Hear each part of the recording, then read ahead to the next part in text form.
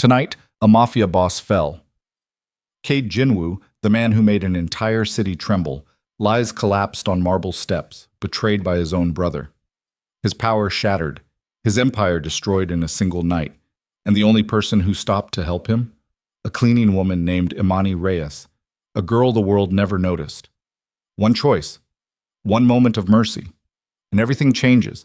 If you want to see how far a single act of kindness can drag two people into hell, stay with me until the end. Hit that like button and drop a comment with your city so I can see how far this story travels. Bitten?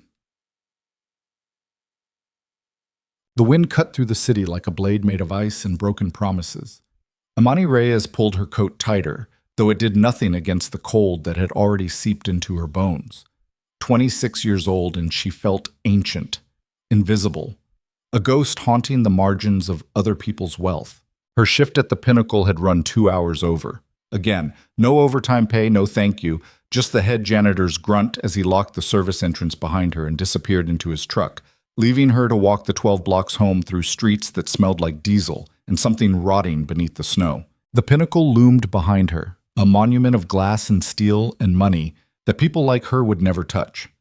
90 floors of luxury condos, executive offices, private clubs where memberships cost more than her annual salary. She'd spent the last 4 years cleaning their marble floors, emptying their gold-plated trash cans, scrubbing their toilets while they pretended she didn't exist. That was fine. Invisibility had its advantages. She kept her head down as she walked, boots crunching through slush that had turned gray and ugly. The streets were mostly empty.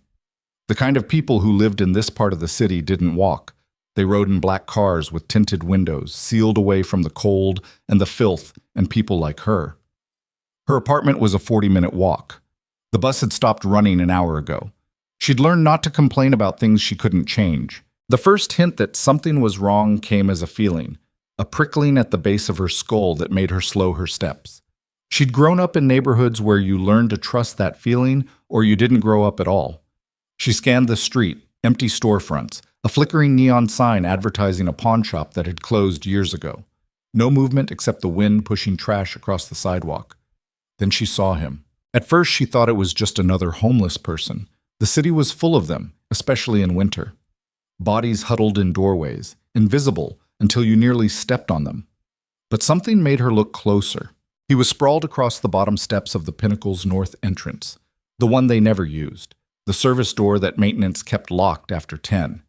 His back was against the marble, head tilted at an angle that looked wrong. Dark clothes, expensive even in the dim light. No shopping cart. No cardboard sign.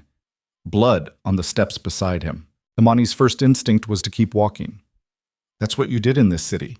You didn't get involved. You didn't ask questions. You survived by minding your own business and making it home before something bad could happen. But her feet had already stopped moving. She stood there in the snow 15 feet away, watching his chest rise and fall. Shallow breaths. Still alive then. Stupid, she whispered to herself. Stupid, stupid, stupid. She approached slowly, ready to run if this turned out to be a setup. Muggers sometimes worked in pairs, one playing injured while the other waited in the shadows. But there were no shadows here, just the harsh glare of the Pinnacle's security lights turning the snow into a white stage. Up close, she could see him better. Mid-30s, maybe. Asian features, sharp even in distress. His coat was cashmere. She'd cleaned enough penthouses to recognize quality. His shoes were leather, handmade, the kind that cost more than her rent. And his face, even battered and bloody, there was something about his face that made her breath catch. She knew him, not personally, but she'd seen his photograph. Everyone in the city had, whether they admitted it or not. Cade Jinwoo. The name hit her like a fist to the chest. Cade Jinwoo, who owned half the underground gambling dens in the city, who controlled the drug trade from the docks to the northern suburbs, who'd allegedly killed 17 people before his 25th birthday, though nothing had ever been proven in court. Cade Jinwoo, who'd been untouchable for a decade. Now he was bleeding on the steps of the Pinnacle, looking very, very touchable. Jesus, Imani breathed. His eyes opened. Just a crack, but enough. Dark eyes, unfocused but aware. They found her face and locked on. Help! His voice was barely a whisper, rough as gravel. Please. Every survival instinct Imani possessed screamed at her to run. This was a trap. This was a test. This was someone else's war, and she was just collateral damage waiting to happen. But he wasn't pointing a gun at her, wasn't threatening her. He was just lying there, broken and bleeding, asking for help. She'd never been good at walking away from things that were broken. "Can you stand?" Her voice came out steadier than she felt. He tried. Got halfway up before his leg buckled, and he went down hard, biting back a sound that might have been a scream. Fresh blood bloomed through his shirt, dark and wet. Okay. Imani knelt beside him, her mind racing. "I'm going to help you up. But if you try anything, I'm leaving you here. Understood?" He nodded once, sharp, almost military. She got her shoulder under his arm, braced herself, and lifted. He was heavier than he looked, solid muscle beneath the expensive clothes. He smelled like copper and smoke and something else. Cologne, maybe, or just the scent of money. They made it 3 steps before he stumbled again. "Where are we going?" His words slurred slightly. "My place. It's not far." That was a lie. It was 12 blocks, and she had no idea how they'd make it. Why? The question was sharp despite his condition, suspicious. "Because I'm an idiot," Imani said. "Now shut up and walk." They moved through the empty streets like 2 drunks stumbling home, except one of them was bleeding and the other was making the worst decision of her life. Twice they had to stop so he could catch his breath. Once, a police car turned onto their street, and Imani's heart stopped completely, but it rolled past without slowing. By the time they reached her building, she was half carrying him. Her shoulders screamed, her back felt like it might snap. But she got him up the 3 flights of stairs to her apartment, fumbling with her keys while holding him upright. The door opened onto her entire world, a studio apartment the size of most people's closets. Kitchenette in one corner, bathroom barely big enough to turn around in, a mattress on the floor that served as bed, couch, and dining table all at once. She lowered him onto the mattress. He collapsed back against the wall, breathing hard. For a long moment, neither of them spoke. Imani stood there, dripping melted snow onto her floor, staring at the crime lord bleeding on her bed, and tried to process what she'd just done. "I need to see the wound," she finally said. He didn't argue, just started unbuttoning his shirt with fingers that shook slightly. The shirt fell away to reveal a torso mapped with scars. Old wounds, professionally treated, and one fresh one, just below his ribs, still seeping blood. "Knife?" she asked. "Bullet." He touched the wound gingerly. Went through, exit wound and back. "You need a hospital." "No hospitals." His voice went hard. "No police. No one can know I'm here." "You could die." Better than the alternative. Imani grabbed her first aid kit, a pathetic collection of Band-Aids and antiseptics she kept under the sink. It wasn't nearly enough.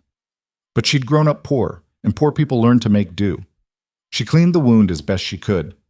He didn't make a sound, just watched her with those dark, unreadable eyes. His jaw was tight enough to crack teeth. "This needs stitches," she said. "Can you do it?" "I'm not a doctor," I noticed, a ghost of humor in his voice gone as quickly as it appeared. "Can you do it anyway?" She found a needle and thread, boiled them in a pot on her hot plate while he waited, silent and still as a statue. Then she stitched him up with hands that shook only a little, pulling skin together in clumsy loops that would definitely leave a scar. He took it without flinching, didn't even close his eyes. When she finished, he leaned back against the wall and finally let himself breathe. "Thank you." The words sounded foreign in his mouth, like he wasn't used to saying them. Imani sat back on her heels, suddenly exhausted. "Don't thank me yet. You're not out of danger." "I know." "What happened?" She wasn't sure she wanted to know, but the question came out anyway. His expression went flat, empty. "My brother." Just 2 words, but they carried the weight of an entire war. "He did this to you?" "He took everything." Cade's voice was quiet, controlled, but something dangerous moved beneath it. "My territory, my people, my—" He stopped, jaw working. "Everything." Imani had heard stories about Cade Jinwoo, about the bodies that disappeared, about the businesses that burned when they refused his protection, about the cold, calculating mind that had built an empire from nothing. She'd never heard stories about him being vulnerable. "You have a sister," she said, remembering something from the news. Years ago, a photograph of Cade with a younger woman, dark hair, bright smile. I saw it once, in the paper. Something cracked in his expression, just for a second, but she saw it. Yuna. He said the name like it hurt. He has her. Your brother kidnapped your own sister? Insurance. The word came out bitter as poison. To make sure I don't come back. To make sure I stay dead. Are you? Imani asked. Dead, I mean. Officially. Probably. Adrian's thorough. He'll have spread the word by now. Cade Jinwoo is finished. The Empire has a new king. He said it without emotion, but Imani could see the rage burning beneath the surface. Controlled. Contained. Waiting for the right moment to explode. Why didn't he just kill you? The question slipped out before she could stop it. Cade's smile was sharp enough to cut. Because he wanted me to suffer first. Wanted me to know I'd lost. That's always been Adrian's weakness. He can't resist making a point. Imani pulled her coat tighter, though the apartment's radiator clanked and hissed, pushing out barely enough heat to take the edge off the cold. So what now? You hide here until you heal, and then what? Go back? Try to take it all from him? That would be suicide. Then what? Cade looked at her for a long moment. Really looked. Like he was seeing her for the first time. I don't know, he admitted. I haven't thought past surviving the next hour. The honesty surprised her. She'd expected lies, manipulation, the kind of smooth talk that men like him probably used to get what they wanted. But there was nothing smooth about him right now, just exhaustion and pain and something that looked almost like defeat. You should sleep, she said. You should kick me out. He tilted his head slightly. This is stupid, dangerous. If Adrian finds out you helped me, he won't. You don't know that. No, Imani agreed. I don't. But you're here now, and I'm not throwing you back out into the snow to die. So we're doing this. Whatever this is. Cade studied her face, searching for something. Why? It was the same question he'd asked on the street. Imani still didn't have a good answer. Because everyone deserves help, she finally said. Even people like you. People like me, Cade repeated softly. You don't know what people like me do. I know enough. No, his voice went cold. You really don't. The silence that followed felt dangerous. Imani became acutely aware that she'd locked herself in a tiny apartment with one of the most dangerous men in the city, that no one knew he was here, that she had no weapon, no way to defend herself if he decided she'd become a liability. But he just closed his eyes and let his head fall back against the wall. I'll sleep on the floor, she said. Don't be ridiculous. I've slept in worse places. You're injured. I'm also not taking your bed. They stared at each other, locked in the kind of stupid argument that shouldn't matter but somehow did. Finally, Imani grabbed the 2 pillows from her bed and threw one at him.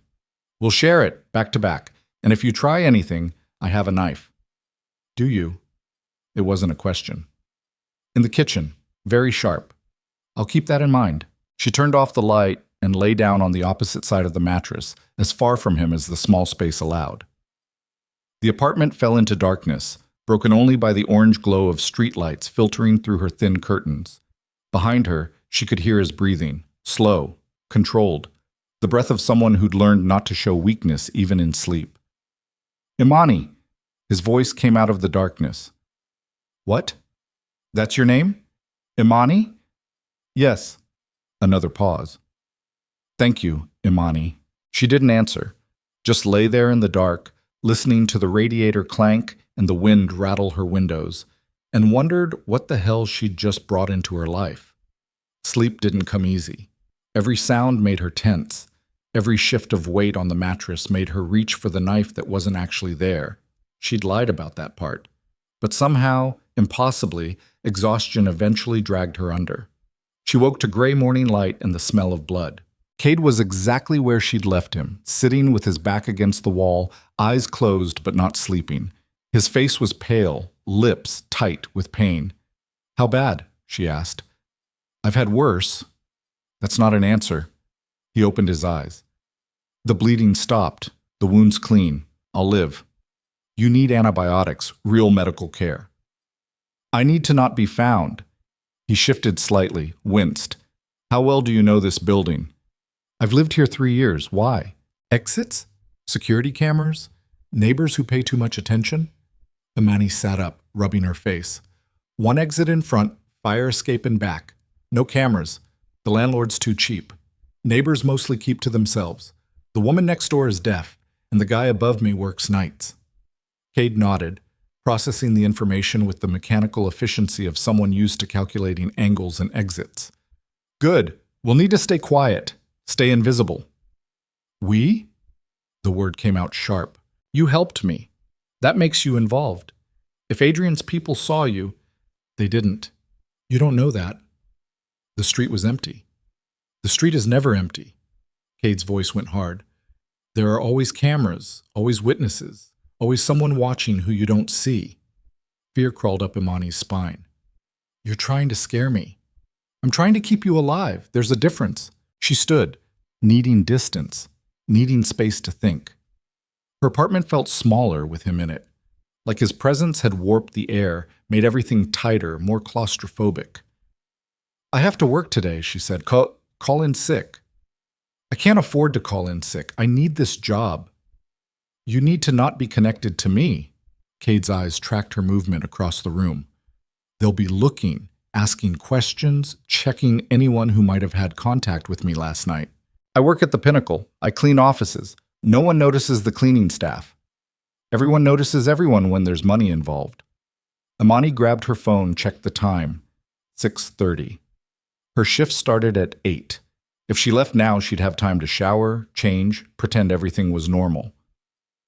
I'm going to work, she said firmly. You stay here. Don't answer the door. Don't make noise. There's food in the fridge. Not much, but enough. I'll be back around 6. Cade looked like he wanted to argue, but something in her expression stopped him. Fine, but if anyone asks about last night, I walked home from work, alone, saw nothing, heard nothing. She met his eyes. I've been invisible my whole life. I know how to stay that way. A flicker of something crossed his face. Respect, maybe? Or just acknowledgement. Be careful, he said. Imani grabbed her work clothes and locked herself in the bathroom. The shower was barely warm. The building's hot water was always unreliable. But she stood under the spray anyway, washing away the night, trying to scrub the feeling of his blood off her hands, even though she'd already cleaned them twice. When she came out, Cade had moved to the window. He stood to one side of the curtain, looking down at the street below with the wariness of a hunted animal. There's a black sedan, he said quietly. 2 men inside. Been there for 20 minutes. Imani's heart kicked against her ribs. Are you sure? I'm sure. She came to the window, careful not to disturb the curtain. 3 stories down, she could see it, a dark car parked across the street, engine running, 2 shadows visible through the windshield. Could be anyone, she said, even though she didn't believe it. It's not anyone. Cade's voice was flat, certain. They're looking for me, and if you leave now, they'll follow you. Then I won't leave. You have to. Calling in sick now will raise more suspicion than going to work. You have to act normal. Normal. Imani let out a breath that was almost a laugh. Right, because this is so normal. Cade turned to look at her. In the gray morning light, his face was all sharp angles and shadows. Handsome in a dangerous way, like a blade polished to a high shine. When you leave, he said, take the fire escape. Go out the back. Don't look at the car. Don't acknowledge it. Just walk like you do every day. And if they follow me anyway, then you lead them away from here. You go to work, you do your job, you give them nothing to suspect. And you? I'll be gone when you get back. Something tightened in Imani's chest. Where will you go? I don't know yet. He touched the wound through his shirt, an unconscious gesture. But I can't stay here. Can't put you at more risk than I already have. She should have felt relieved, should have been grateful he was leaving, but instead, she felt something else. Something she couldn't quite name. Don't make any decisions until I get back, she heard herself say. Just wait, okay? Cade studied her for a long moment. Why do you care? It was a good question. She didn't have a good answer. Just wait, she repeated. She grabbed her bag, pulled on her coat, and headed for the door, paused with her hand on the knob. Cade? Yeah. Don't die in my apartment. I can't afford to lose my security deposit. The corner of his mouth twitched, almost a smile. I'll do my best. Amani took the fire escape like he'd suggested, climbing down rusty metal stairs that groaned under her weight. The alley behind the building smelled like garbage and piss, but it was empty. No black sedans, no men watching. She walked to work the long way, doubling back twice, watching reflections in shop windows. No one followed, but that didn't mean no one was watching. The pinnacle loomed ahead, all glass and steel and money. She used her employee entrance, swiped her badge, and disappeared into the service corridors that people like her used to stay invisible. Her supervisor barely looked at her. You're late. 3 minutes. Don't let it happen again. Amani grabbed her card and started her rounds. 17th floor today. Executive offices, all marble and mahogany, and the kind of quiet that money buys.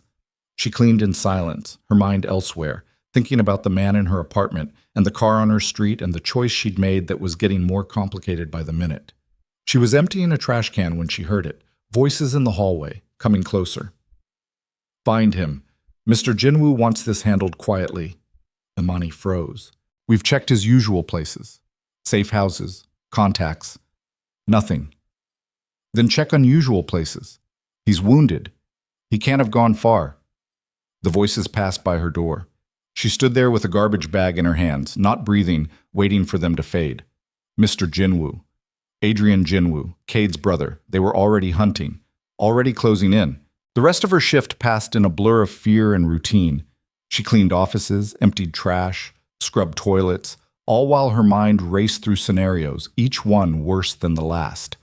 By the time 6 o'clock came, she was exhausted and wired and terrified in equal measure. She took the long way home again, watching her back, checking reflections. The black sedan was gone from her street, but that didn't mean anything. They could be anywhere. Watching from a different angle, waiting. She climbed the stairs to her apartment, heart pounding, and unlocked the door. Cade was exactly where she'd left him. He looked up as she entered, and something in his expression eased, just slightly. You came back, he said. Of course I came back. I live here. That's not what I meant. Amani set down her bag and locked the door behind her. Your brother's people were at the pinnacle today, looking for you. Cade's jaw tightened. Did they see you? I'm a cleaning lady. People don't see me unless they need something cleaned. This time is different. I know. She crossed to the window, looked down at the empty street. The car's gone. They'll be back? I know that too. She turned to face him. So here's what's going to happen. You're going to tell me everything. Who your brother is. What he wants. Why he's willing to burn the whole city down to find you. And then we're going to figure out what the hell to do about it. There's no we in this. Cade stood, moving carefully. This is my war. My problem. It became my problem the second I brought you home. You should have left me on those steps. Probably. Amani crossed her arms. But I didn't, so now we're here. And I'm not throwing you out just because things got complicated. Cade stared at her like she was speaking a language he didn't understand. Why? The question again, sharper this time. Why risk everything for someone you don't know? Because everyone else already walked past you, Amani said quietly. And I couldn't be one more person who left you there to die. The silence that followed felt heavy, loaded with things neither of them knew how to say. Finally, Cade moved to the window, careful to stay hidden. My brother wants what I built. The territory, the connections, the power. And he's willing to do anything to keep it. Including killing you, especially killing me. His reflection in the window was ghost pale. As long as I'm alive, I'm a threat, a symbol. People who were loyal to me might get ideas, might think about taking back what he stole. So you hide. I survive. There's a difference. And your sister? Pain flickered across his face. Insurance, like I said. Adrian knows I won't make a move while he has Yuna, and he's right. Where is she? I don't know. Could be anywhere. Adrian's smart enough to keep her somewhere I can't reach. Amani thought about that. About a girl trapped somewhere, leverage in someone else's game. About all the ways power could be used to hurt people. There has to be something, she said. Some weakness. Some way to get to him. There is. Cade's voice went quiet. dangerous. But it would require resources I don't have, access I can't get, and time we don't have. Tell me anyway. He turned from the window, studied her face. Why? Because I spent 4 years cleaning that building. I know every entrance, every exit, every blind spot in their security. I know which guards take smoke breaks and when, which cameras actually work and which are just for show. I know things that someone like you wouldn't think to notice. Interest flickered in Cade's eyes. Go on. The penthouse, top floor. That's where your brother is now, isn't it? Running things from your old office. Probably. There's a service entrance for maintenance staff. It bypasses the main security, uses a different elevator, different access codes, and there's someone up there, a woman who works in the executive offices. She doesn't like your brother. I've heard her on the phone complaining about the new management. Cade moved closer, focused now. How do you know this? Because people don't notice the help. They talk like we're not even there, and we notice everything. He was looking at her differently now. Not like she was a problem to be solved, but like she might be something else. Something useful. Something dangerous. There's a ledger, he said slowly. In my old office. Hidden safe behind a painting of the harbor. It contains, let's call them insurance policies. Information. Leverage. Enough to destroy Adrian and everyone who helped him. But you can't get to it. Not without an army. Not without resources I don't have anymore. Imani felt something shift inside her. A decision crystallizing. Stupid. Reckless. Probably suicidal. What if I could? The words came out before she could stop them. Cade went very still. What? What if I could get you into that building, into that office? You're talking about breaking into the pinnacle, into the most secure building in the city. I'm talking about walking in like I do every day, with my badge, my uniform, my access. She met his eyes, and bringing you with me. For a long moment, Cade didn't move, didn't speak, just looked at her like he was seeing her for the first time. That would be insane, he finally said. Yes, impossibly dangerous. Probably. You could die. I could also keep cleaning toilets while your brother's people hunt me down because I made the mistake of helping you. Imani's voice went hard. At least this way I'm choosing the danger. Cade studied her face, searching for something. Weakness, maybe, or doubt. He wouldn't find either. You understand what you're offering, he said quietly. If we do this, if we even try, there's no going back. You can't return to your normal life. Can't pretend this never happened. I understand. And if we fail, we won't. You don't know that. No, Imani agreed, but I'm doing it anyway. The silence stretched between them, thick with possibility and danger, and something else neither of them wanted to name. Finally, Cade nodded. Once. Sharp. Okay, he said. Tell me everything you know about that building. Imani pulled out her phone, started pulling up notes, schedules, shift rotations. Information she'd never thought would matter. Information that might now save both their lives. They worked through the night, planning, strategizing, finding the angles and gaps that might give them a chance. Cade asked questions that revealed the kind of mind that had built an empire. Imani answered with details that revealed just how much she'd learned by being invisible. Somewhere around midnight, she made coffee. It was terrible. Instant crystals and water that barely got hot enough. But Cade drank it without complaint. There's one thing I don't understand, he said, hands wrapped around the mug. What? Why you're really doing this? He looked at her over the rim of his cup. And don't tell me it's because everyone deserves help. You're smarter than that. You know what I am, what I've done. Imani was quiet for a long moment. You want the truth? I prefer it.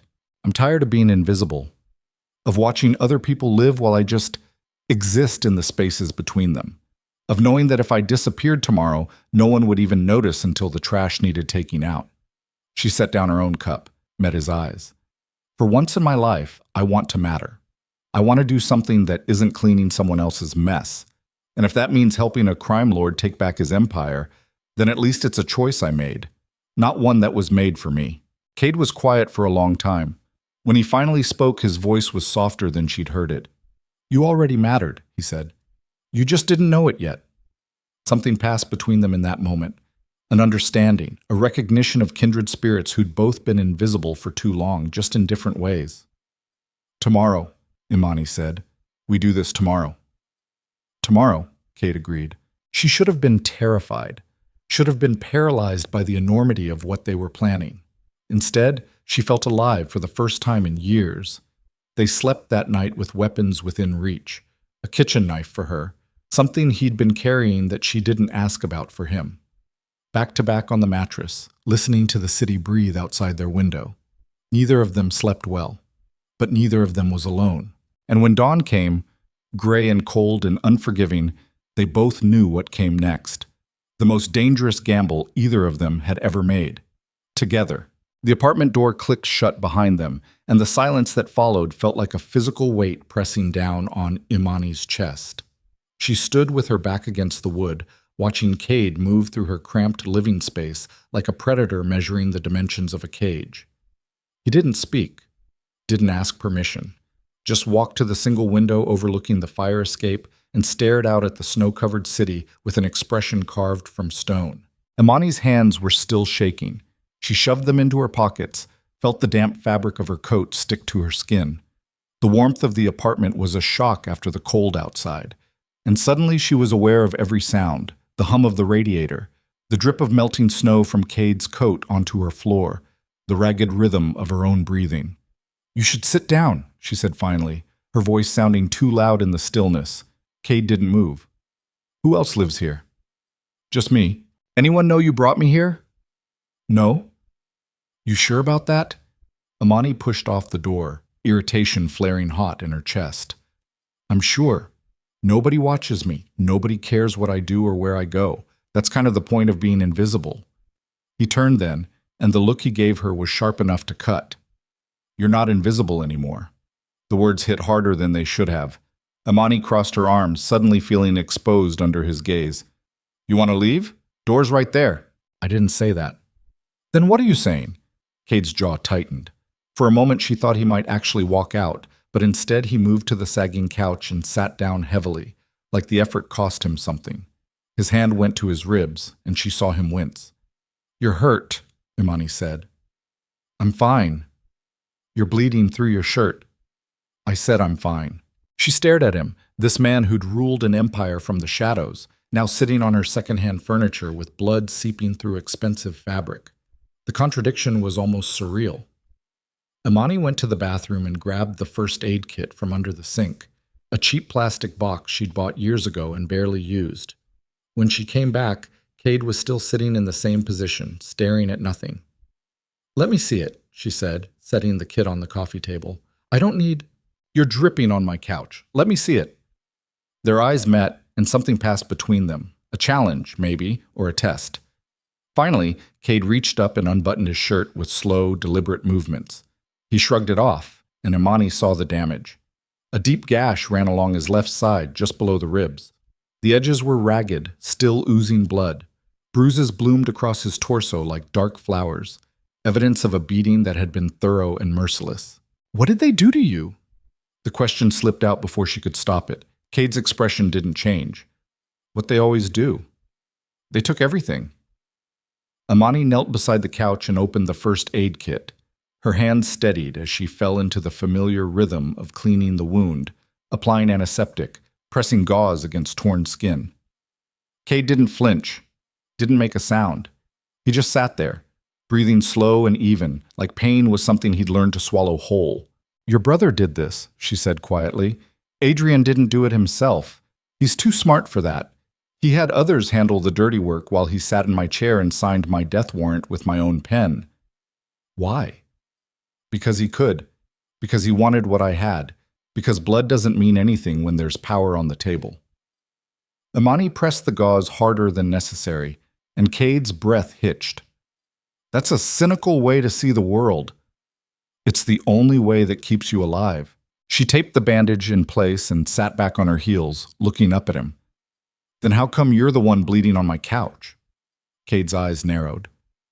"You think you're clever? I think you're full of it. All this talk about trust and power and blood, but here you are, betrayed by family, rescued by a stranger, So maybe your rules don't work as well as you think they do. The air between them crackled with tension.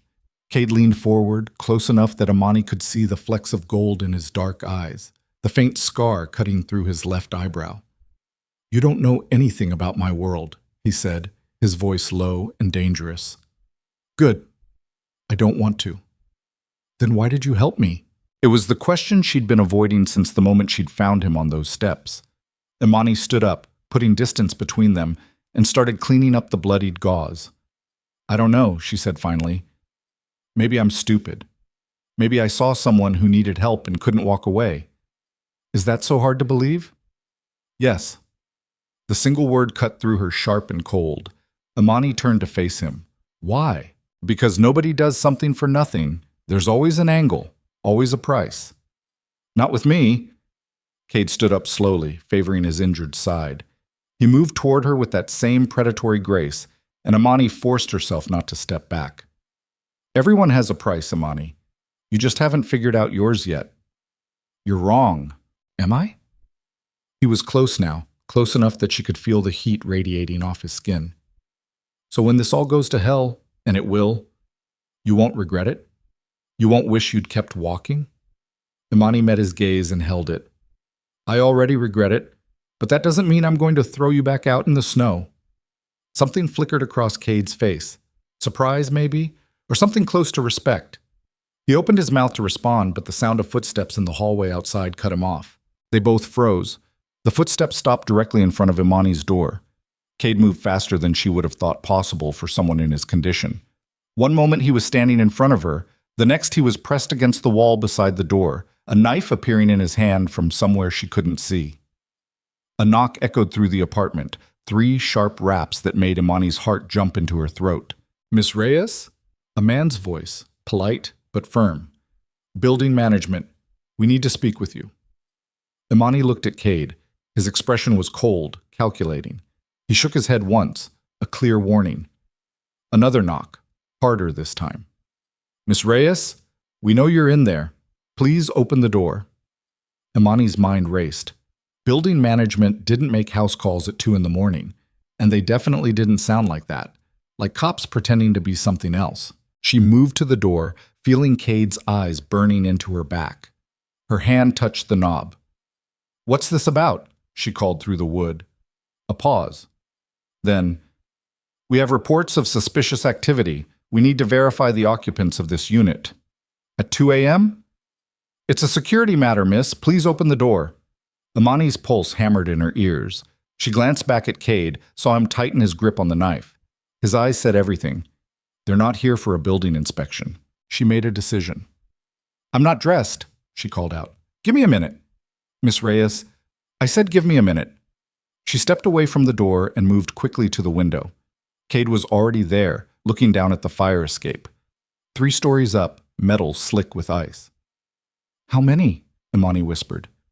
"At least 2 at the door. Probably more in the stairwell." Cade's voice was barely audible. "They'll breach in less than a minute." "How do you know?" "Because it's what I would do." The pounding on the door started again, more aggressive now. "Miss Reyes, open this door immediately or we'll be forced to—" The sound of splintering wood cut through the threat. They were coming in. Cade grabbed Imani's arm and pulled her toward the window. "Can you climb?" "I don't— Can you climb?" "Yes." He shoved the window open and freezing air rushed in. The fire escape groaned under the weight of accumulated snow. Down below, the alley was dark and empty. "Go," Cade said. "Now." Imani climbed out onto the metal grating, her hands instantly numb from the cold. Behind her, she heard the apartment door finally give way, heard heavy boots on her floor, heard voices shouting commands. Cade came through the window behind her and slammed it shut. Glass shattered as something hit it from inside, a fist or a weapon, she couldn't tell. "Down!" Cade ordered, already moving. They descended fast, feet slipping on icy rungs, hands gripping frozen metal. Imani's fingers screamed in protest, but she didn't slow down. Above them, shadows appeared in the window. A flashlight beam cut through the darkness. They hit the second-floor landing, and Cade didn't stop. He grabbed the ladder and sent it rattling down to the alley below. The sound was deafening in the quiet night. Imani followed him down, her legs shaking from adrenaline and cold. Her feet hit concrete and she stumbled. Cade caught her arm, steadied her. "Run," he said. They ran. Behind them, shouts echoed off brick walls. More footsteps, these ones coming from the street. They'd been surrounded, Imani realized with a jolt of terror. This wasn't a random check. This was a coordinated hunt. Cade pulled her into a narrow gap between buildings, somewhere too tight for most people to follow. They squeezed through, Imani's shoulders scraping against rough brick, her breath coming in sharp gasps that turned to white clouds in the freezing air. They emerged onto a different street, this one deserted except for a few parked cars buried under snow. Cade didn't hesitate. He made straight for a black sedan, pulled something from his pocket, a slim piece of metal, and had the door open in seconds. "Get in," he said, already sliding behind the wheel. "That's not your car." "It is now. Get in or stay here and explain yourself to whoever comes around that corner." Imani got in. The engine roared to life with a sound that seemed impossibly loud. Cade threw the car into gear and they shot forward, tires spinning on ice before finding traction. Behind them, figures appeared at the mouth of the alley, dark shapes against the snow. Cade took a corner hard enough to slam Imani against the door. She grabbed the handle, tried to find her breath. "Who were they?" she managed. "Adrian's cleanup crew. He knew I'd go to ground somewhere. He's been watching for me." "How did they find us so fast?" Cade's knuckles were white on the steering wheel. "Because I'm predictable. Because I taught Adrian everything he knows. Because I'm losing my edge, and he knows it." He took another turn, this one into a parking garage that looked like it had been condemned years ago. The car's headlights swept across crumbling concrete and puddles of oily water. Cade killed the engine and they sat in sudden, ringing silence. Imani's whole body was shaking. She couldn't tell if it was from cold or fear or the crash of adrenaline fading from her system. Probably all three. "We can't stay here," she said. "I know. They'll be looking for this car." "I know. So what do we do?" Cade turned to look at her, and in the dim light from the street outside, his face was all sharp angles and shadows. "We disappear." "For how long?" "As long as it takes." "That's not an answer." "It's the only one I have." Imani pressed her palms against her eyes, tried to think through the panic clawing at her throat. Her apartment was compromised. Her job, she wouldn't be able to go back to the pinnacle. Everything she'd built, her entire carefully constructed life of invisibility, was gone. Because of him. "This is insane," she said. "Yes. I should turn you in. I should walk to the nearest police station and tell them everything." "You should." "Why aren't you trying to stop me?" Cade was quiet for a long moment. When he spoke, his voice was different, quieter, almost gentle. "Because you're right. You should run. You should disappear in a different direction and forget you ever saw me. That would be the smart thing to do." "But you don't think I will?" "No, I don't." "Why not?" He met her eyes. "Because you're still here." Imani wanted to argue, wanted to prove him wrong, but the words wouldn't come. He was right, and they both knew it. She was still here, still sitting in a stolen car with a wanted man while her entire life burned down around her. "I must be out of my mind," she muttered. "Probably." A bitter laugh escaped her. "Is this what your life is always like? Running, hiding, stealing cars in the middle of the night?" "Sometimes it's worse." "Great. That's really comforting." Cade's mouth twitched. Almost a smile, but not quite. "I didn't promise comfort." "You didn't promise anything." "No, I didn't." They sat in silence, the cold slowly seeping into the car. Imani could see her breath now, could feel her fingers going numb again. She thought about her apartment, about the men who'd smashed through her door, about the fact that her face might already be on security cameras, might already be flagged in whatever system Adrian Jinwoo controlled. "What happens now?" she asked. Cade started the engine again. "Now we find somewhere safe to think." "Where?" "I know a place." He didn't elaborate, and Imani didn't push. She was too tired, too overwhelmed. She let her head fall back against the seat and closed her eyes as Cade navigated them out of the garage and back into the snow-covered streets. The drive took 40 minutes, winding through parts of the city Imani had never seen. Industrial zones where factories squatted like sleeping giants, Residential blocks where every window was dark, stretches of highway where the only light came from distant street lamps struggling against the storm.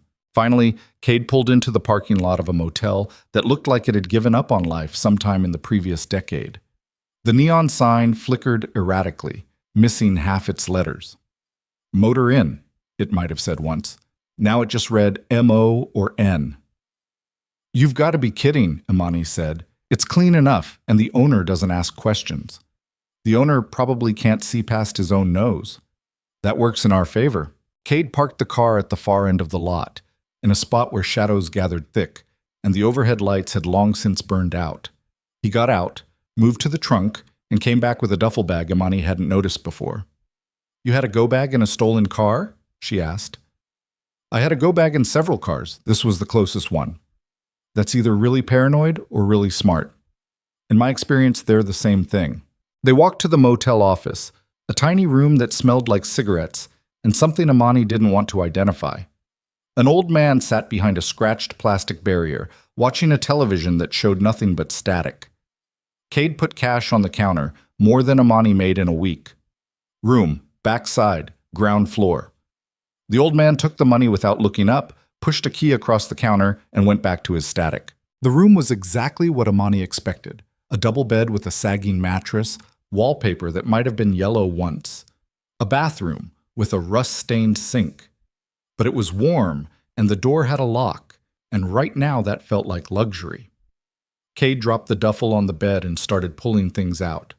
A burner phone, a box of ammunition, a second knife, a change of clothes.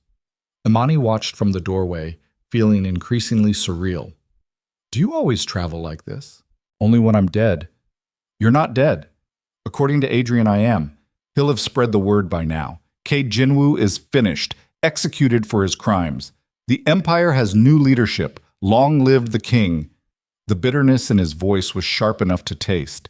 Imani moved into the room and sat on the edge of the bed, exhaustion finally crashing over her like a wave.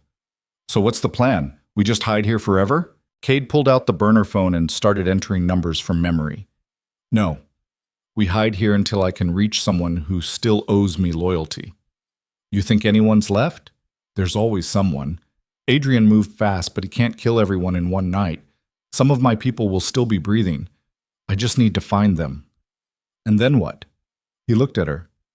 "Then I take back what's mine." The certainty in his voice should have been reassuring. Instead, it sent a chill down Imani's spine. This wasn't about survival anymore. This was about revenge. About power. About a war she'd accidentally stumbled into. "I want out," she said quietly. Cade's expression didn't change. "Then leave." "Just like that?" "Just like that. There's a bus station 3 blocks north. You take the first bus heading anywhere. You use a different name. You start over. I won't stop you." Imani stared at him. "You mean it?" "I do. But they know my face now. They know I helped you." "Probably. But if you run far enough, fast enough, Adrian might decide you're not worth the resources to chase. He's got bigger problems than one cleaning woman who made a stupid choice." The words stung more than they should have. Imani stood up, anger flaring hot in her chest. "Is that what I am to you? A stupid choice?" "I didn't say that." "You just did." Cade set the phone down and turned to face her fully. "What do you want me to say, Imani? That you're special? That you matter? You don't know me. You don't know what I've done or what I'm capable of. You saved me because you're a good person, and good people make bad decisions when they follow their hearts instead of their heads. So I should just walk away." "Yes." "And what about you?" "I'll do what I always do. I'll survive. I'll fight. I'll burn everything Adrian built on my ashes until there's nothing left but rubble and regret." "And then what?" The question hung in the air between them. Cade opened his mouth, closed it again. For the first time since she'd met him, he looked uncertain. "I don't know," he admitted finally. Imani felt something shift inside her chest, something reckless and stubborn and completely irrational. She should leave. She should walk out that door and never look back. She should do exactly what Cade was telling her to do. But she didn't move. "There's something you're not telling me," she said. Cade's jaw tightened. "There are a lot of things I'm not telling you. About Adrian. About why he did this.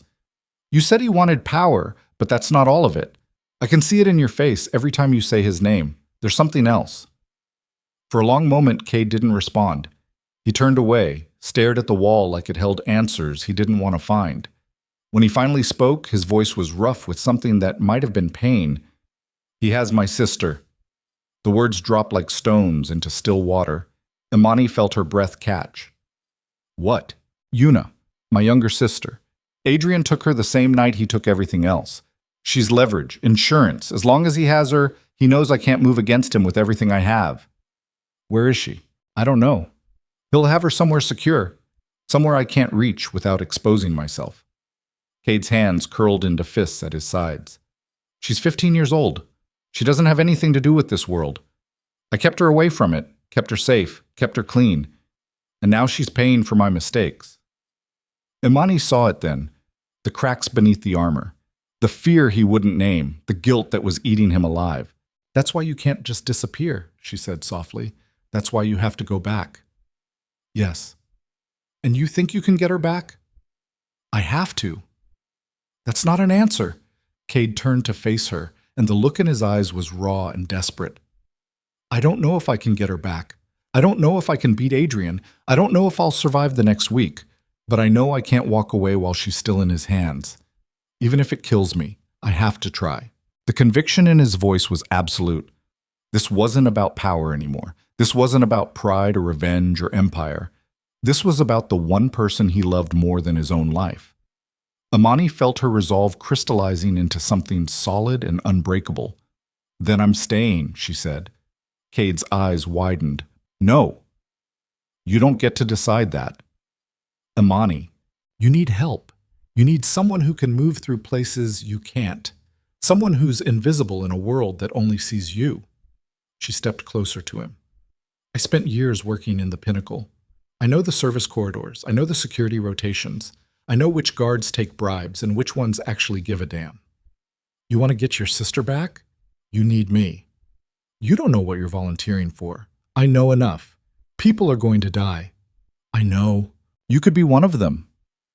I know that too.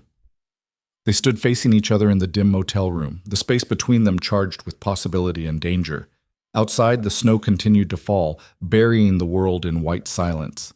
Cade reached out slowly and touched her face, just his fingertips against her jaw, so gentle she barely felt it. Why? He asked, his voice barely a whisper. Why would you do this? Imani didn't have a good answer. Didn't have anything that made rational sense. She just knew that walking away now felt like abandoning everything she'd ever believed about who she was. Because someone has to, she said finally, and because I already crossed the line when I brought you home. There's no going back now. Cade's hand dropped. He studied her face like he was trying to memorize it, like he was searching for the lie he expected to find. When he didn't see it, something in his expression softened. You're insane, he said. Yeah, I'm starting to figure that out. A sound outside made them both freeze, a car engine too close, slowing down. Cade moved to the window and looked out through a gap in the curtains. His entire body went rigid. What is it? Imani asked. Black sedan, 3 men inside. Are they looking for us? Yes. Imani's heart kicked against her ribs. How did they find us? They're canvassing, checking every motel, every hotel, every place someone might go to ground. Cade let the curtain fall closed. We need to move. Where? Somewhere they won't think to look. He grabbed the duffel bag and started shoving things back inside. Imani went to the window and risked a glance outside. The sedan had stopped in the parking lot, and 2 men were getting out. Even from this distance, she could see they were armed. Cade, they're coming. I know. Back door. Now. They moved fast, slipping out the rear exit into an alley that reeked of garbage and something dead. The cold hit like a physical blow. Imani's teeth were chattering within seconds. Cade led her through a maze of back streets and narrow passages, moving with the confidence of someone who'd spent a lifetime disappearing. Behind them, she heard voices, heard the crunch of boots on snow, heard the static crackle of radios. They were being hunted, and they had nowhere left to run. Cade pulled her into a recessed doorway and pressed her against the wall, his body shielding hers. She could feel his heart hammering, could feel the tension coiled in every muscle. His breath was hot against her ear. "Stay quiet," he whispered. "Don't move." Footsteps approached. Slow, methodical, getting closer. Imani held her breath, pressed herself deeper into the shadows. Cade's hand moved to the knife at his belt, fingers wrapping around the handle. The footsteps stopped. Right at the entrance to their hiding place, a flashlight beam swept across the ground, missing them by inches. Imani's lungs were screaming for air. Black spots danced at the edges of her vision. Cade's grip on the knife tightened, and then a voice cut through the silence, distant, calling from the street. "Anything?" "Negative. Moving to the next sector." The flashlight beam swung away. The footsteps retreated. Imani finally let herself breathe, the sound embarrassingly loud in the quiet. Cade didn't move for another full minute, waiting, listening, making sure they were truly alone. When he finally stepped back, his face was grim. "They're getting closer," Imani said. "Yes." "What do we do?" Cade looked out at the snow-covered city, at the lights of the pinnacle rising in the distance like a monument to everything he'd lost. His expression hardened into something cold and determined. "We stop running," he said. "We go on the offensive." "What does that mean?" He turned to face her, and in his eyes she saw something dangerous awakening. "It means I teach Adrian what happens when you take something that belongs to me. It means we burn his new empire to the ground. And it means we get my sister back." His phone buzzed. The burner. He pulled it out, looked at the screen, and his entire expression changed. "What is it?" Imani asked. Cade's voice was tight when he answered. "A message. From Adrian." "What does it say?" He turned the screen so she could see. 5 words, followed by an attachment. "Time's running out, brother." Cade opened the attachment. It was a photo. A girl, young, dark-haired, terrified, tied to a chair in a windowless room. Her face was bruised. Blood trickled from her split lip. "Yuna." And written across the bottom in red letters, "You have 48 hours." The photo burned itself into Imani's vision. Yuna's bruised face, the terror in her eyes, the blood trailing from her lip like accusation. Cade stared at the screen with an expression carved from ice, but his hands were shaking. 48 hours. 2 days to do the impossible. "We need to move," Cade said, his voice flat and mechanical. "Now." He turned and started walking, not checking to see if Imani followed. She did, half running to keep up as he navigated through the maze of alleys with brutal efficiency. The snow had stopped falling, leaving the city trapped under a blanket of white silence. "Where are we going?" Imani asked. "Somewhere I can think." "That's not an answer. It's the only one you're getting." They walked for 20 minutes, cutting through neighborhoods that grew progressively darker and more abandoned. Finally, Cade stopped in front of a building that looked like it had been condemned years ago. Windows boarded up, graffiti covering every surface, a chain-link fence surrounding the perimeter. He pulled a section of fence aside and slipped through. Imani followed, her coat catching on rusted metal. Inside the building was a hollow shell, stripped of anything valuable. Water dripped somewhere in the darkness. The air smelled like mold and decay. Cade climbed stairs that groaned under his weight, up to the 3rd floor where moonlight filtered through gaps in the boarded windows. He found a corner, dropped the duffel bag, and slid down the wall to sit on the filthy concrete. For a long moment he just sat there, staring at nothing. Imani stayed standing, watching him. She'd seen him cold. She'd seen him calculating. She'd seen him violent. But she'd never seen him like this, hollowed out, breaking from the inside. "Talk to me," she said quietly. "There's nothing to say." "Cade." "What do you want me to say, Imani? That I failed? That I let my sister down? That every choice I've ever made led to this moment, her tied to a chair, beaten and terrified, while I hide in a condemned building with no plan and no leverage?" His voice cracked on the last word. Imani moved closer, crouched down in front of him. "We'll figure it out." "How?" He looked up at her, and his eyes were raw with something between rage and despair. "Adrian has her locked away somewhere I can't reach. He has my entire organization under his control. He has resources, manpower, information. What do I have? A stolen car and a cleaning woman who's going to get herself killed trying to help me. Don't call me that. It's what you are." And you're a dead crime lord hiding in an abandoned building. So I guess we're both operating outside our job descriptions.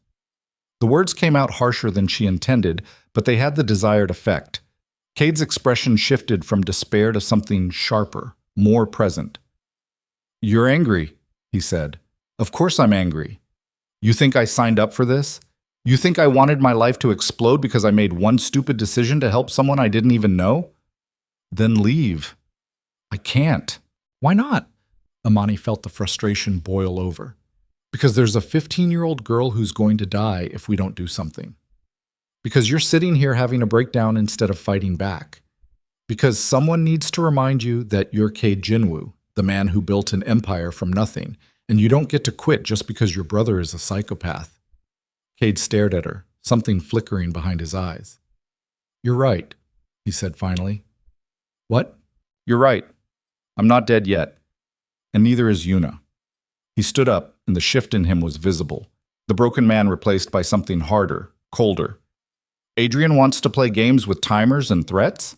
Fine, we'll play, but by my rules." "What rules?" Cade pulled out the burner phone and started scrolling through contacts, numbers he'd memorized, people he'd trusted with pieces of his empire. "The rule that says you don't win by being the strongest, you win by being the most ruthless. The rule that says family isn't weakness if you're willing to sacrifice everything for it." He selected a number and pressed call. The phone rang 3 times before someone picked up. "It's me," Cade said. "Don't talk, just listen. I need a location on Adrian's current base of operations. I need schematics for the Pinnacle, and I need a weapon supplier who hasn't been compromised." A pause. "I don't care what it costs. Make it happen." He ended the call and immediately dialed another number. "Who are you calling?" Imani asked. "Everyone who still owes me loyalty. Everyone who remembers what I built. Everyone who's smart enough to know that Adrian's reign won't last." He put the phone to his ear. "I'm calling in every favor, every debt, every promise." Over the next hour, Cade made 17 calls. Some went to voicemail, some were answered and immediately disconnected. But 7 of them, 7 voices from his past, stayed on the line and listened. Imani watched him work, saw the way he shifted between threats and promises, between cold logic and barely restrained violence. This was the man who'd ruled the underworld. This was the predator coming back to life. When he finally set the phone down, his jaw was tight. "Well?" Imani asked. "I have 3 people willing to meet, 2 who might provide intel, 1 who can get us weapons." He looked at her. "And 1 who says Adrian isn't operating out of the Pinnacle anymore. He's moved to a private estate on the outskirts of the city." "Where Yuna is?" "Possibly. That's not good enough. It's all we have." Imani paced the length of the room, her mind racing. "If Adrian moved locations, he's paranoid. He knows you're still out there. He knows you'll come for Yuna, which means he'll be expecting me. So we can't do the obvious thing." Cade's eyes narrowed. "What are you thinking?" Imani stopped pacing and turned to face him. "You said I know the Pinnacle. The service corridors, the security, the whole system." "Yes. So even if Adrian isn't there physically, his operation still runs through that building. Records, communications, financial transactions. Everything he took from you is centralized there. And if we can get inside, we can find what we need. Where he's keeping Yuna, what his security looks like, his vulnerabilities." She moved closer to Cade. "You're thinking like a boss trying to reclaim territory. Think like a thief instead. We steal the information we need to plan a real assault." Cade studied her for a long moment. "Getting into the Pinnacle means getting past security that knows my face, that knows I'm wanted. But they don't know mine. Not yet. You think you can just walk in?" "I did it every day for 3 years. I'm invisible there, remember? Just another cleaner pushing a cart through hallways nobody important ever looks at." "It's too dangerous." "Everything we're doing is too dangerous. At least this gives us a chance." Cade's expression was unreadable. Finally, he nodded. "If we do this, we do it my way. You go in, you get the information, you get out. No improvising, no heroics." "Agreed.